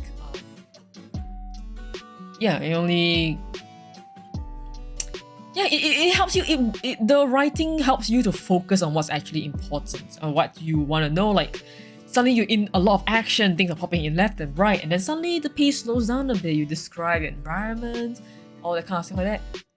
It is a very something as a TTRPG player and an avid D&D player. I really feel like the narration is written almost perfectly from a DM's point of view, from a dungeon master's or like a storyteller's point of view. I feel like it's written very well, like when it's describing stuff and then when it's just like fighting and all that. Like, I don't know, it feels very like how I used to run my games, or how the games that I played in, how my DM described it. I don't know, it's so good. It's just so good. Yeah, the pacing is great. When it has to be descriptive, it's there. And when the descriptions do come in, it is either terrifying or you really feel it wrapping around you. Like when Ignatius started like getting the anxiety, and then and I can tell like when it's the collector like trying to actually grab him, like you feel it, because the way that the way that usually narration happens in TTRPGs, it is second person point of view. Yeah, that's the word. Second person point of view. So when they say, oh, you begin to feel this, you begin to feel this, you begin to do that. Except in this case, you just replace with the names, but with the way it is written, it still feels very second person point of view. And that is something that really grabs you and puts you in the story. It's just very like, oh, you experience this, you experience that, you feel this, you feel that. Like you really like when it describes the chill, when it describes all the very ghastly scenes, I feel that I instantly get into the mood. I feel like, oh, I'm in this place as well. the same way that how I feel when I play tabletop role-playing games. And it's yeah. So basically enough about me rambling about writing. Basically it's really good. I really appreciate it as somebody who plays a lot of tabletop role-playing games. And then so like one moment you're, you know, like I said, like I wrote down, you let me feel the fear. And next moment it's insane insanity hours. It's great. Humor is very well timed. Like where it has to be serious, it's serious. Where it wants to be wacky and funny and zany, it does it very, very well. The animations as well, the sprites, the cut-ins, so well timed, so fucking like it's appropriate. Like I don't know how to put it elsewise. It's like sometimes it shocks you and the shock is good. Like when it shocks you, it's good. When it's like, oh wait, it's like you're reading something, like shocks you. It's like, hey, what up? Wait a second. Is he actually dead here? Like it snaps you out. It brings you like bit of like funny comedy moments when it has to be, and then it goes back to being serious a little bit here and there. Great. I absolutely fucking lost it when the fucking barbarian Buxy started spinning and then a rabbit head just flies off the screen. It flies across. That was my favorite part. Like I remember it. It's so fucking funny. Then the cut-ins, one of my favorite parts. Really is again as a TTRPG player, when you break character a little bit and starts fucking like ribbing or like joking and teasing with your DM and everyone starts going like making some table jokes. That's the term, table jokes. I love that. I love that. It brings me back to the feeling of me playing actual tabletop role-playing games, which I haven't done in a long time because of situations, COVID, lots of things. You can't get the party, can't decide on the time. Next slide. And again, this story is very entertaining. It's a very simple concept, but with how well the pacing is written, the zaniness, where the comedy is, where when it focuses you on the environment, and then when it focuses you back on the story, and then when it focuses you back on the character, like always your mind is focused on something and it keeps progressing and progressing. And the story, like even the overarching story of just like having to return the egg, even though that's like in the back, it still feels like you're progressing the story because you're always experiencing something new, be it a new background, be it a new environment, or even a new character that comes in here and there. Like you always feel like you are introduced to something new. And the chapters open and close, it always feels like it's progressing. So you're always hooked on the story. Very, very something I really appreciate. And then when it wants to be scary, it is. I was like when shit hit the fan near the end, where everyone started dying and like everyone started vanishing, I was like, oh no, why are the cutscenes glitching? Where's everyone, guys? I was like, oh shit. Like it's not like the kind of scary where it's like I'm walking through alien isolation and I know someone's haunting me. No, not that kind of scary, but it's like kind of like you're not necessarily, it's like you just know something is wrong, and it is this unknown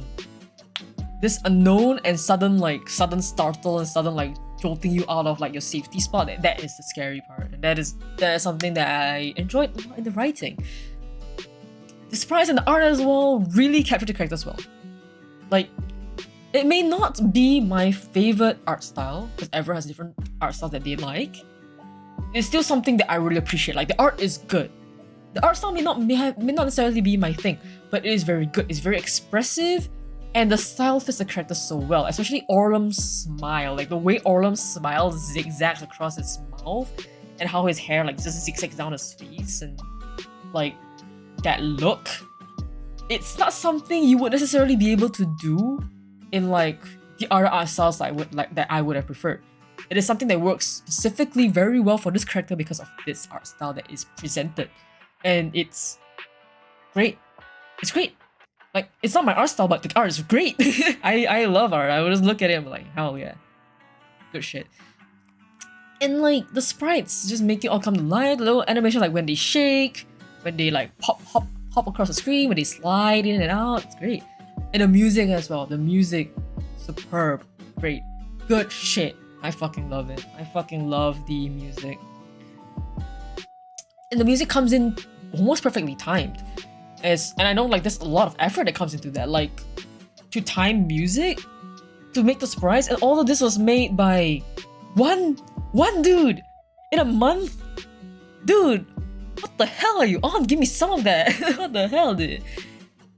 Like, you may not have, maybe you may have made the music, maybe you have not made the music. I did see the creator screen, but to time the music, to do the program, to do the art, to make the story, bro,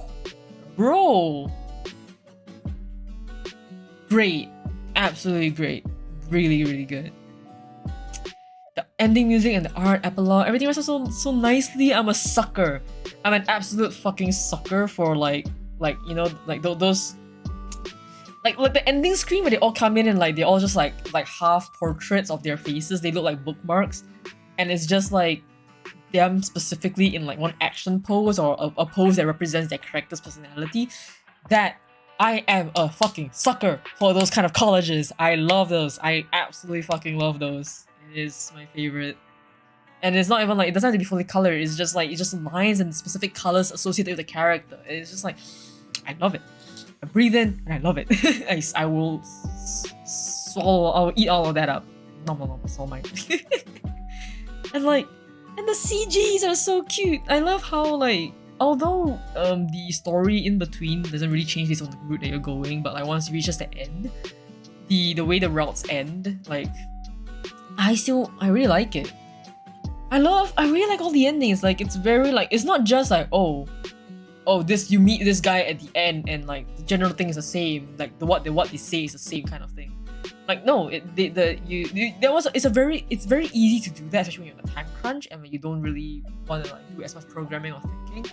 But I really appreciate that the creator took the time to really change how the ending went. Like, the moment they enter down the dark hallway and people start disappearing one by one, it could have been so simple to just have everyone disappear in the exact same order except for the last person.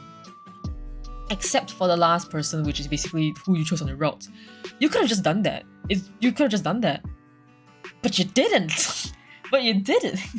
We dancing, yeah, but you didn't. We dancing, dude. Like, but you didn't. You could have just done that, but like the fact that this creator went out their way to really like write up everyone's unique endings and go like, okay, so this is how they react first, like how how Genzo reacts when Orlum disappears first. It's like, we didn't need them. We didn't need them anyway.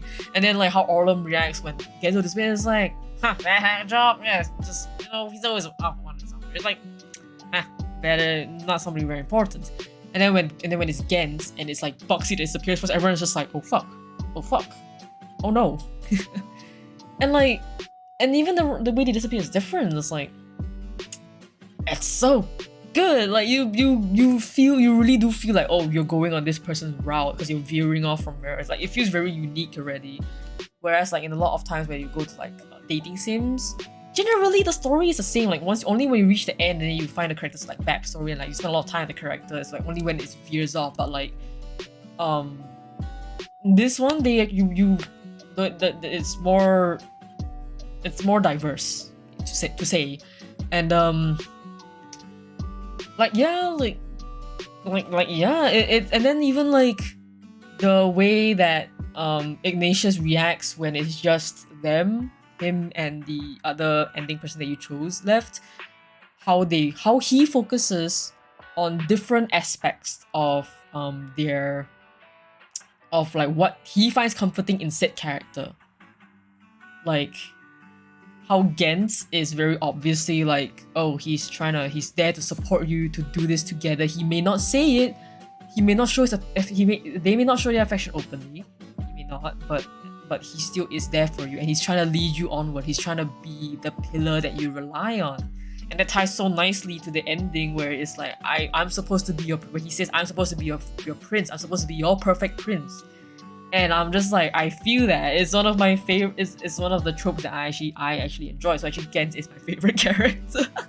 He's actually my favorite. And then like, how Orlum's one is like he's just trying to like lighten the mood. He's just trying to like distract you by teasing you and making you riled up. And then that's how he expresses his love for you. That's how he expresses that he cares for you and all that. Like he cares for you by messing with you, and like that's how like Ignatius feels calm because Orlum is fucking around with him, and Ignatius feels calm because Orlum is the one constant that is always being jokey and, for lack of a better word, thirsty, horny all the time. Yeah. And like then like how he no longer feels scared because he ends up being more like, you know, wanting to slap Orlum across the head, like, what the hell are you saying that kind of thing.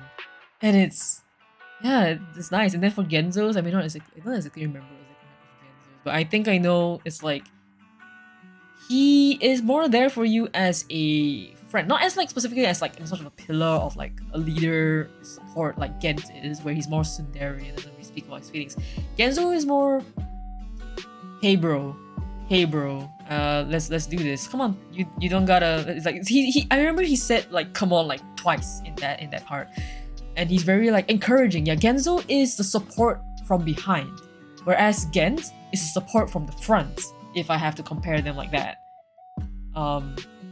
Yeah, and like it's like I feel like they're so different, even in something as simple as the way they're trying to get Ignatius to move on from the dark hallway. And it's great. And then the ending, bro, I was cheering in my heart when the fucking silhouettes of the boys appeared and they're there and they're all badass trying to save Ignatius. I fucking love that. Like the build up for that, the silhouette, the descriptions is like a geyser coming out. I love it. It was great. Like, so good.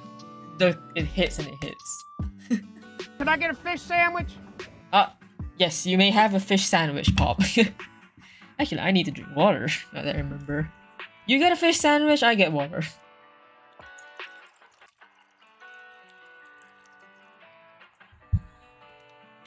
And yeah, like, yeah, like, okay, I don't know, like, I don't know if Carrot Patch is gonna watch this VOD as well, but based on what I've seen, they're probably gonna watch it. Dude, you did a fucking great job. Absolutely great. When the silhouettes came in, I was in awe, especially when Gen came in. Like, I don't know, I was just like, yes, my boy, he is here. Yes. And then like even the part where like even the little like the design hints, like they've been killed when the blood's like on their necks. I was just like, damn, like it's bittersweet. It's bittersweet. And then like the parts where all of them like kiss, and I was like, cute. And then it's just like the reward at the end of the dark tunnel, and then they die, and then the epilogue is like, oh yes, he remembers slightly. He's like, oh yeah, maybe I'll call this person today. I'm like, yes.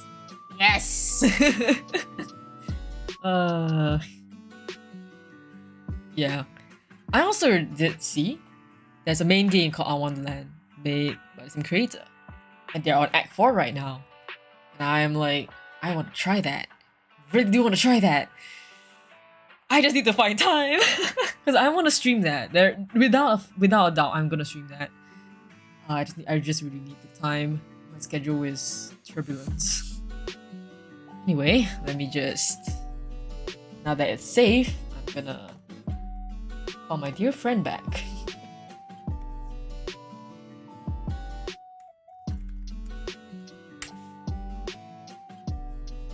All right. He is here.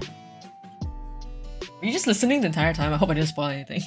1:30 AM time for food. If you have to, please do get food.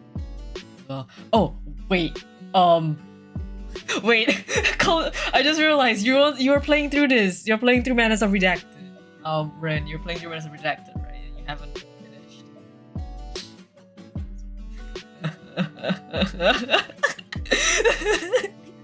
Okay, this would definitely spoil you a lot. If I were to just like open it, because the I think you've noticed like the drawings I do on the side.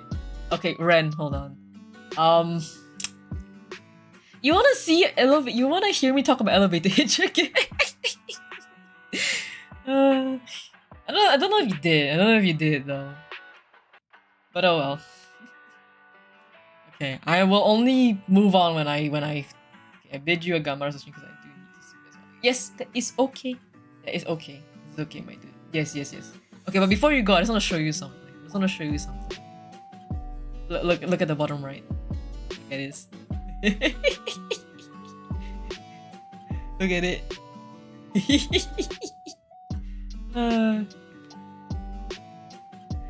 It's them! It's points! I fucking, this is my favorite drawing from this whole stream. I made like a drawing per chapter.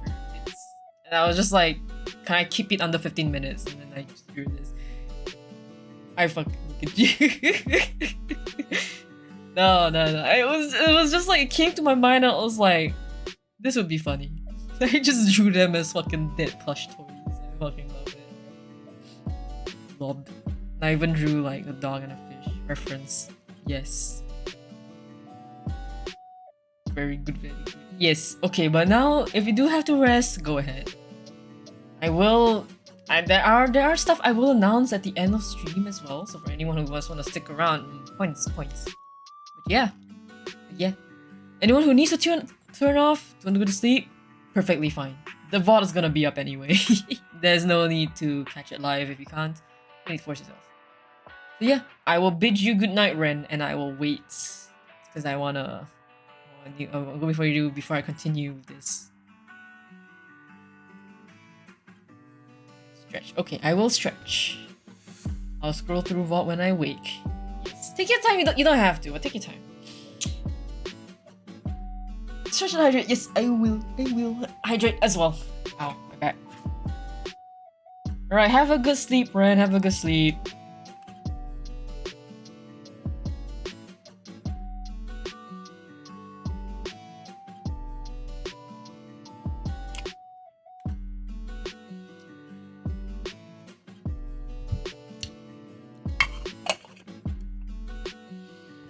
Just giving it a bit. Yasumi also playing through them strong VNs. Yes, thank you. Oh, Yasumi too, Ren. Care. And the fucking games were great, so it was no trouble at all. It was great. That's why I'm making this PowerPoint slide. Anyway, good night. I will wait. I'll wait a bit.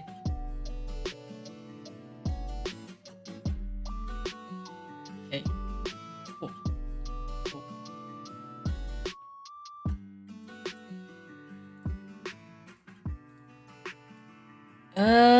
I think we're good. So I will continue. The Manners of Redacted. Follow Albert Scriber as he discovers a new mystery. Why is it blind? He should have stuck his nose into one that would bring him to face eldritch horrors of the Great Old One. Point and click adventure style with some puzzles and hooray, we're dealing with cultists. And you are being watched. No, really. It's a big ol' eye in the sky and there is no read. I am so fucking upset about this. Okay, I'm gonna put this out there, right? I thought I was being smart. I thought I was being smart by looking at the cover, how it says the madness of Redacted, but the head is covering the middle part, so it just reads read.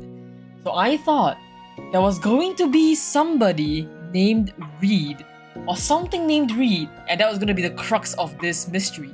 So I thought I was like so sure there was gonna be somebody named Reed, and I got to the end and there was nobody named Reed. I'm like, God fucking damn it.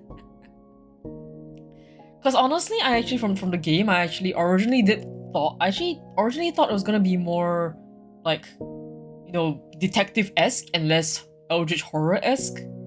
Not that it's bad, it turned out to be eldritch horror-esque, but like, yeah, it's just like, oh wait, it's this. I was like, okay, I'm done for the ride. So yeah, basically the story, someone disappears, you as a nosy journalist by day and an author by night decides, hey, I want to look into this. And then people start dropping, people start dying, and then like you try to solve puzzles and find it. You find an ancient relic, and you're like, oh, let me just do this, and then you get teleported to another plane, and you're like, oh fuck, I'm going insane.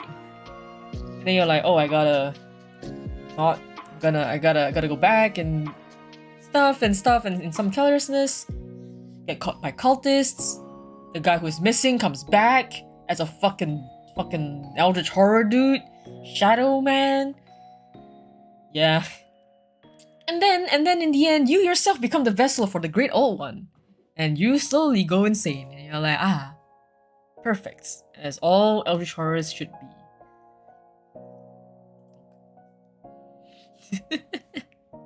I really love the color palette of this game. The green, I did mention it while I was playing it myself, but the greens as like the general color, and then the black heart shadows, those are something that caught my eyes first. I do like heart shadows. I like it quite a bit. And then the orange, the reddish oranges for the highlights, for blood, for lights, it pops. It really does pop, and I really enjoy the color palette. It's great. And even the shadows, how the harsh blacks are the framing for things, and it gives it shape, shading. This is something I really wish I could do. I'm not very good at this. I wish I could do it because actually I really like the style of this. I need to get better, of course, but yeah, this is just something I want to look into. And the vivid descriptions that really set the mood. So, like what I'm gonna say in the next point. Writing fits the concept of your point of view being from the book instead of experiencing it live. Because basically, in the end of the story, this story that we're experiencing is actually written by Albert as a sort of like post-warning as to like what happened. Like he basically wrote what happened to him in a book in hopes that somebody would read the book, think it's true, and basically stop the end of the world from coming, because he's basically losing his sanity and he doesn't know how long he can stop like the Great World from coming back. And the writing style really works for it. The way that the words are described, like again, same thing, pacing. It's not as flowery as Blue Moon Lament. Slightly on par with our Fantastic Wonderland, but like yeah, the pacing really good. The descriptions as well when it has to set the scene, very very storybook-esque. You know how usually when you enter a scene in a story or anything, they always tell you, oh, this is the environment, this is how things are like around you, that there is a point of interest in front of you, and you walk out to the point of interest, or like there's a point of interest there, there's things we need to do. It's very linear, very yeah, and the thing is, the writing follows this exact style. And it really does feel like I'm reading a book instead of experiencing it live in the sense of like Our Fantastic Wonderland, or even like Blue Moon Lament, or even Panacea Rebirth. It feels very different. I don't know how to explain it other than I have to replay it and like go and point at it and be like, oh, I see now why. But like I could just feel that it really was very book-like. And like props to the writer for this, for managing to do that, because like that definitely was not an accident. I don't think it's an accident. The designs as well are like, they are very simple. It's monotone. Sorry, not monotone. It's monochrome, and yet still the designs pop. Like you can recognize that, oh, this person is this person is that. Like, even though the colors are all like generally the same, the designs are great. Also, chat started simping for some of the characters, so I'm like, okay. I love some of the expressions of the characters, like especially Albert. I fucking think his expressions are hilarious. I think they're very memeable. Like, as you can see in the bottom right, thonk. Think thonk. So, the writing style is very simple yet elegant. I like that as well, like, basically what I said earlier. Okay, now to the actual gameplay. Just the simple puzzles here and there of like putting the shapes together and like trying to like match it and like rotate it. It's such an old, simple concept, but I love it. It feels so rewarding. I just like, oh, click, click, click, click, and then you can hear the sound effects, and it's like, oh, click, clicky time. Oh, you are a pirate. Welcome, Unicorn Roxy. Welcome to the Skullfishers. Welcome to Minnow-san gang. thanks for the follow. I hope you enjoy your stay here. Right now, I am talking about Spooktober. Basically all the games I managed to play this October from the Spooktober VN Game Jam. Yeah. Yeah. That's a cute emoji. Yeah, I'm just like talking about my thoughts about all these games. I'm actually just about to finish. I'm actually on my last slide, in fact. I'm actually gonna end on time. Who'd have thought? Yeah. Put me in official okay. Okay. Hold on.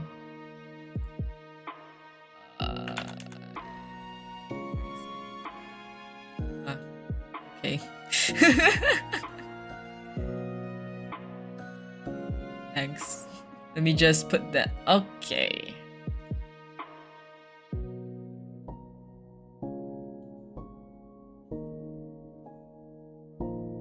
I am now in a fishbowl. Hope you are happy. I don't even know if you can hear me properly in the fishbowl, but alright. Anyway, if you can still hear me properly, I don't know how awful I sound right now. The puzzles are so simple. The shapes, it was the self-esteem, it was just so boring. Yeah, wait, I was wishing this as a fun, right? If I thought it was easy, they're totally not fishy. And I am currently reviewing what visual novels I have. So therefore, be sure to check games out. If you wanna try out cool games. And also basically, I just wanna let the creators know how much I love their games. Think about their games. Right after playing. Yeah. Alright. Stuck in here for a bit. Anyway, so this story is actually very digestible. It's easily digestible. Struggle of Albert, Panacea, he was a vessel of the old one. You gotta love your good old Eldritch horror shit. Very true. Of course. And of course, it's usually a bad ending. Anything dealing with Eldritch gods, you're not gonna get out of that. You're not gonna have a good ending unless you go insane. And even then, probably insane. Yeah, the story is like, he starts off like this, like he's like, oh shit, things are not quite happening. And like that, I think it's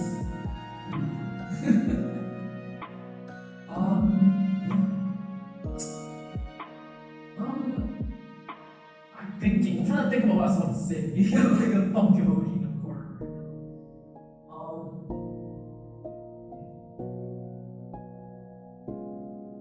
Let's see. Trying to think, because I know I had more to say, but my mind is suddenly blank. Yeah. We're talking about like all the films. Like from mysteries to be goes into like Eldritch horror. But the thing is, the foreshadowing is not like out of the blue. It's like you can see certain things, you see the triangles, you see how they die, you see the state rating, you see what and play, and how shady you are, and how stuff. And you start, I'm halfway through, I'm like, oh, yeah, this year. Let's see. And all that. Sweet. Anyway, I think that is it, actually. That's actually all my stuff for Spooktober. That's all the games. I forgot to even add a thank you stuff. Fuck. Oh, it's okay. Alright, lads. Alright. For everyone who has still stuck around to the end, I did have more surprises actually. No longer, I can get out of the fishbowl though, hold on. I gotta get out of the fishbowl. Can't hear me.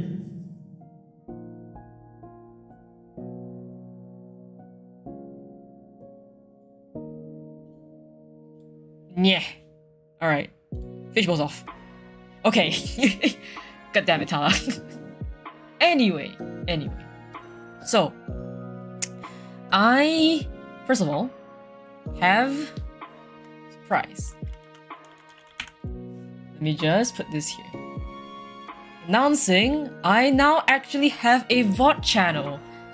For anyone who has missed out on all my Spooktober playthroughs, I've actually uploaded and recorded, I've recorded and uploaded all of them onto my new VOD channel. So if anyone wants to actually check out the games, my playthrough of the games in relation to what I just went through today, yeah, it's there for you now.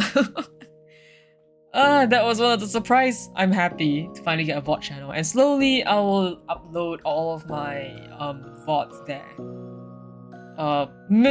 Close to no editing. The only editing I do is really just to like make sure they're in the right playlist and stuff. So like if I swap categories in the streams halfway, I just cut it out.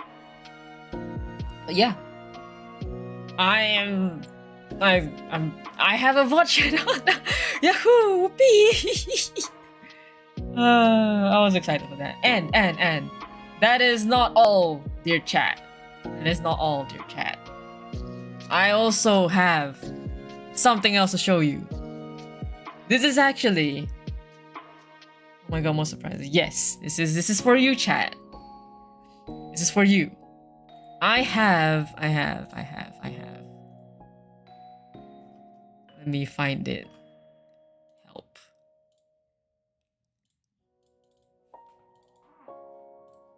Fuck, hold on, I'm looking for it. Help. Help. I should have checked this before I went live. I didn't realize I didn't have it on hand. Hold on. One moment. Oh shit. Okay guys, so you see, I can't have a normal stream without it being scuffed, huh? Fuck, I thought I was prepared this stream, but I was wrong. God damn it. Surprise is now lost in the different. No, you guys are getting it. Just give me a moment. Give me a moment. I am doing it. Give me a moment. Give me a moment.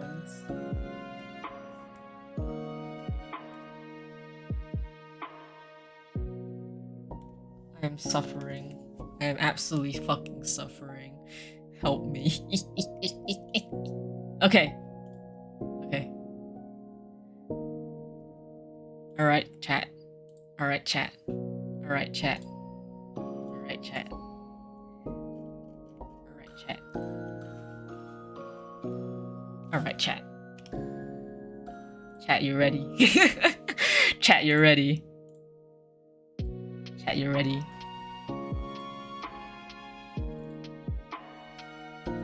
Okay, I got it. Look at that. Look at that. Got it, chat. It's Halloween art, but I wanted to show it to you guys. Bit late, but I'm just happy. Show you guys. Oh my god, yes! This was done by a friend of mine. I wanted to just show off the art for a bit. Special art. Just for Halloween. And here is an alternate version that only chat is gonna see right now.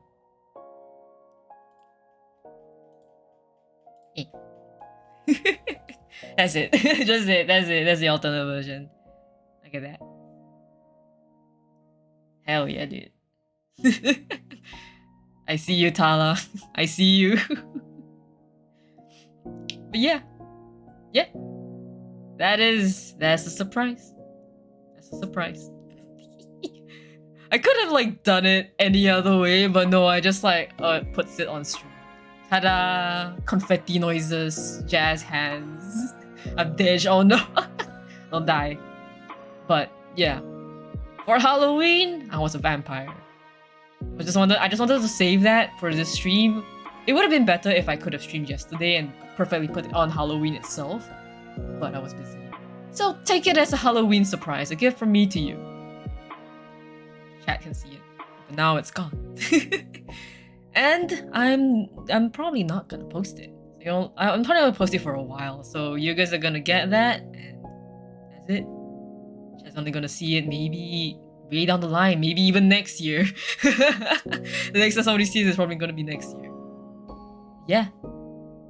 That is all. That's all my surprises. That's all my surprises for the stream. And I'm gonna end in about 8 minutes. So thank you to everyone who dropped by on this big stream I've been planning for a while. Like actually. I worked hard on the stream. I hope you guys enjoyed it as much as I did. I know it's really just me talking about shit, but yeah. It's good. Hi Devi. I almost called you Devi, I'm so sorry.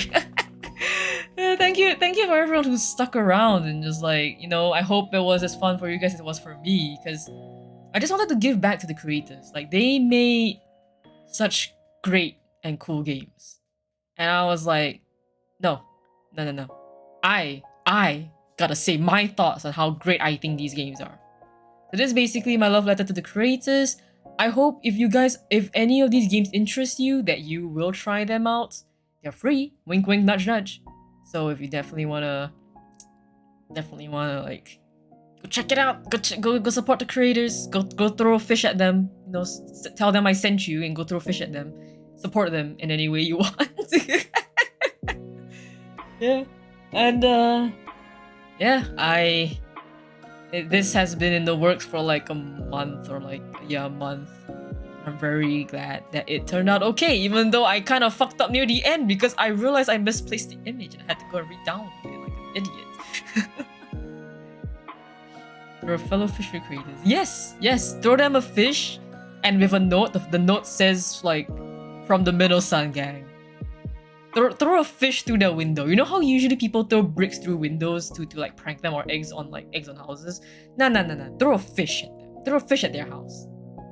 And then the tag is like, from the Minnow-san gang. You guys are all part of my gang. You guys are all fishies now. Yep. Yeah.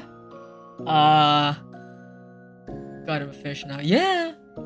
Or, I mean, you're a fish now. You're an honorary fish. If you don't want to be a fish, too bad. The bricks at windows are scary. Usually people do that if they want to, like, threaten the people inside or break in. It's not a nice thing to do. So throw fish. Don't throw brick, throw fish. At least if they don't like it, they can eat it. Starfish. Yes. Good pun, Tala. Definitely a starfish. You are the star in the night sky. You are the star in my heart. I just had to take opportunity of that. Don't take it seriously. But yeah. I'ma just help you with that. Look.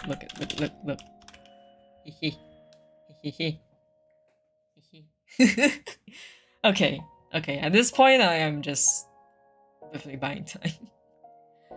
Again, thank you everyone who came to stream today.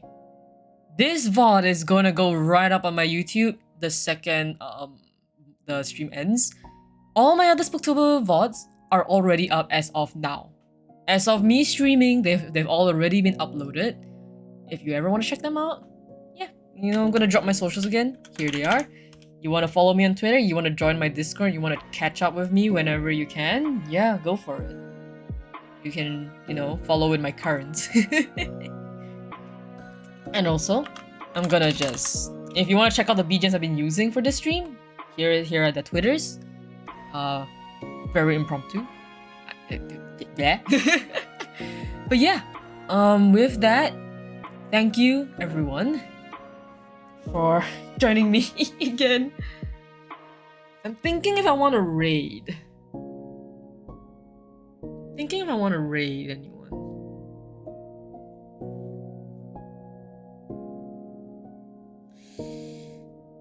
I don't know. I don't see anyone online who's doing like... Since you're just killing targets, this one question has been bothering for a year. Fish, sea, air. Okay. Can fish see air? The answer is no.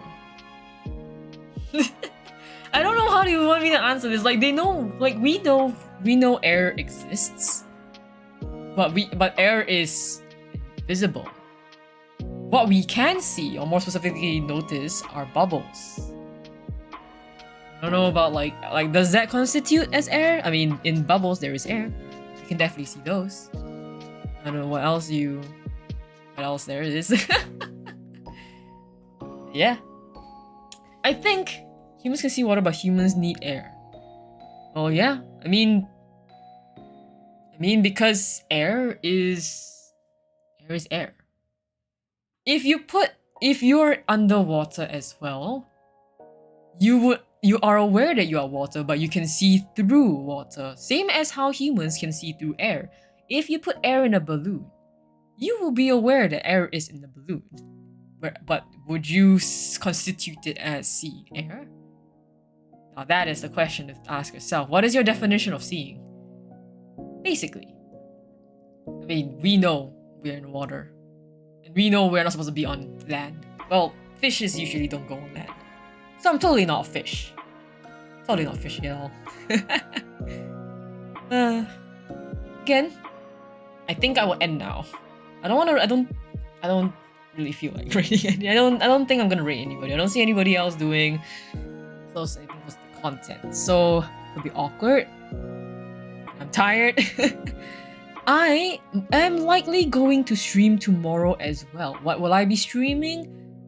We'll find out. And when will I be streaming? We'll also find out. Yeah, catch up with me on my socials. You're gonna know when and when. Yes, I am English. Yep. Okay, at this point, okay, I'm turning into a goldfish at this point. I need to end stream. But yeah, thank you again, everyone, for coming by. This has been a successful stream. Actually, I'm very happy. I'm glad you guys came by.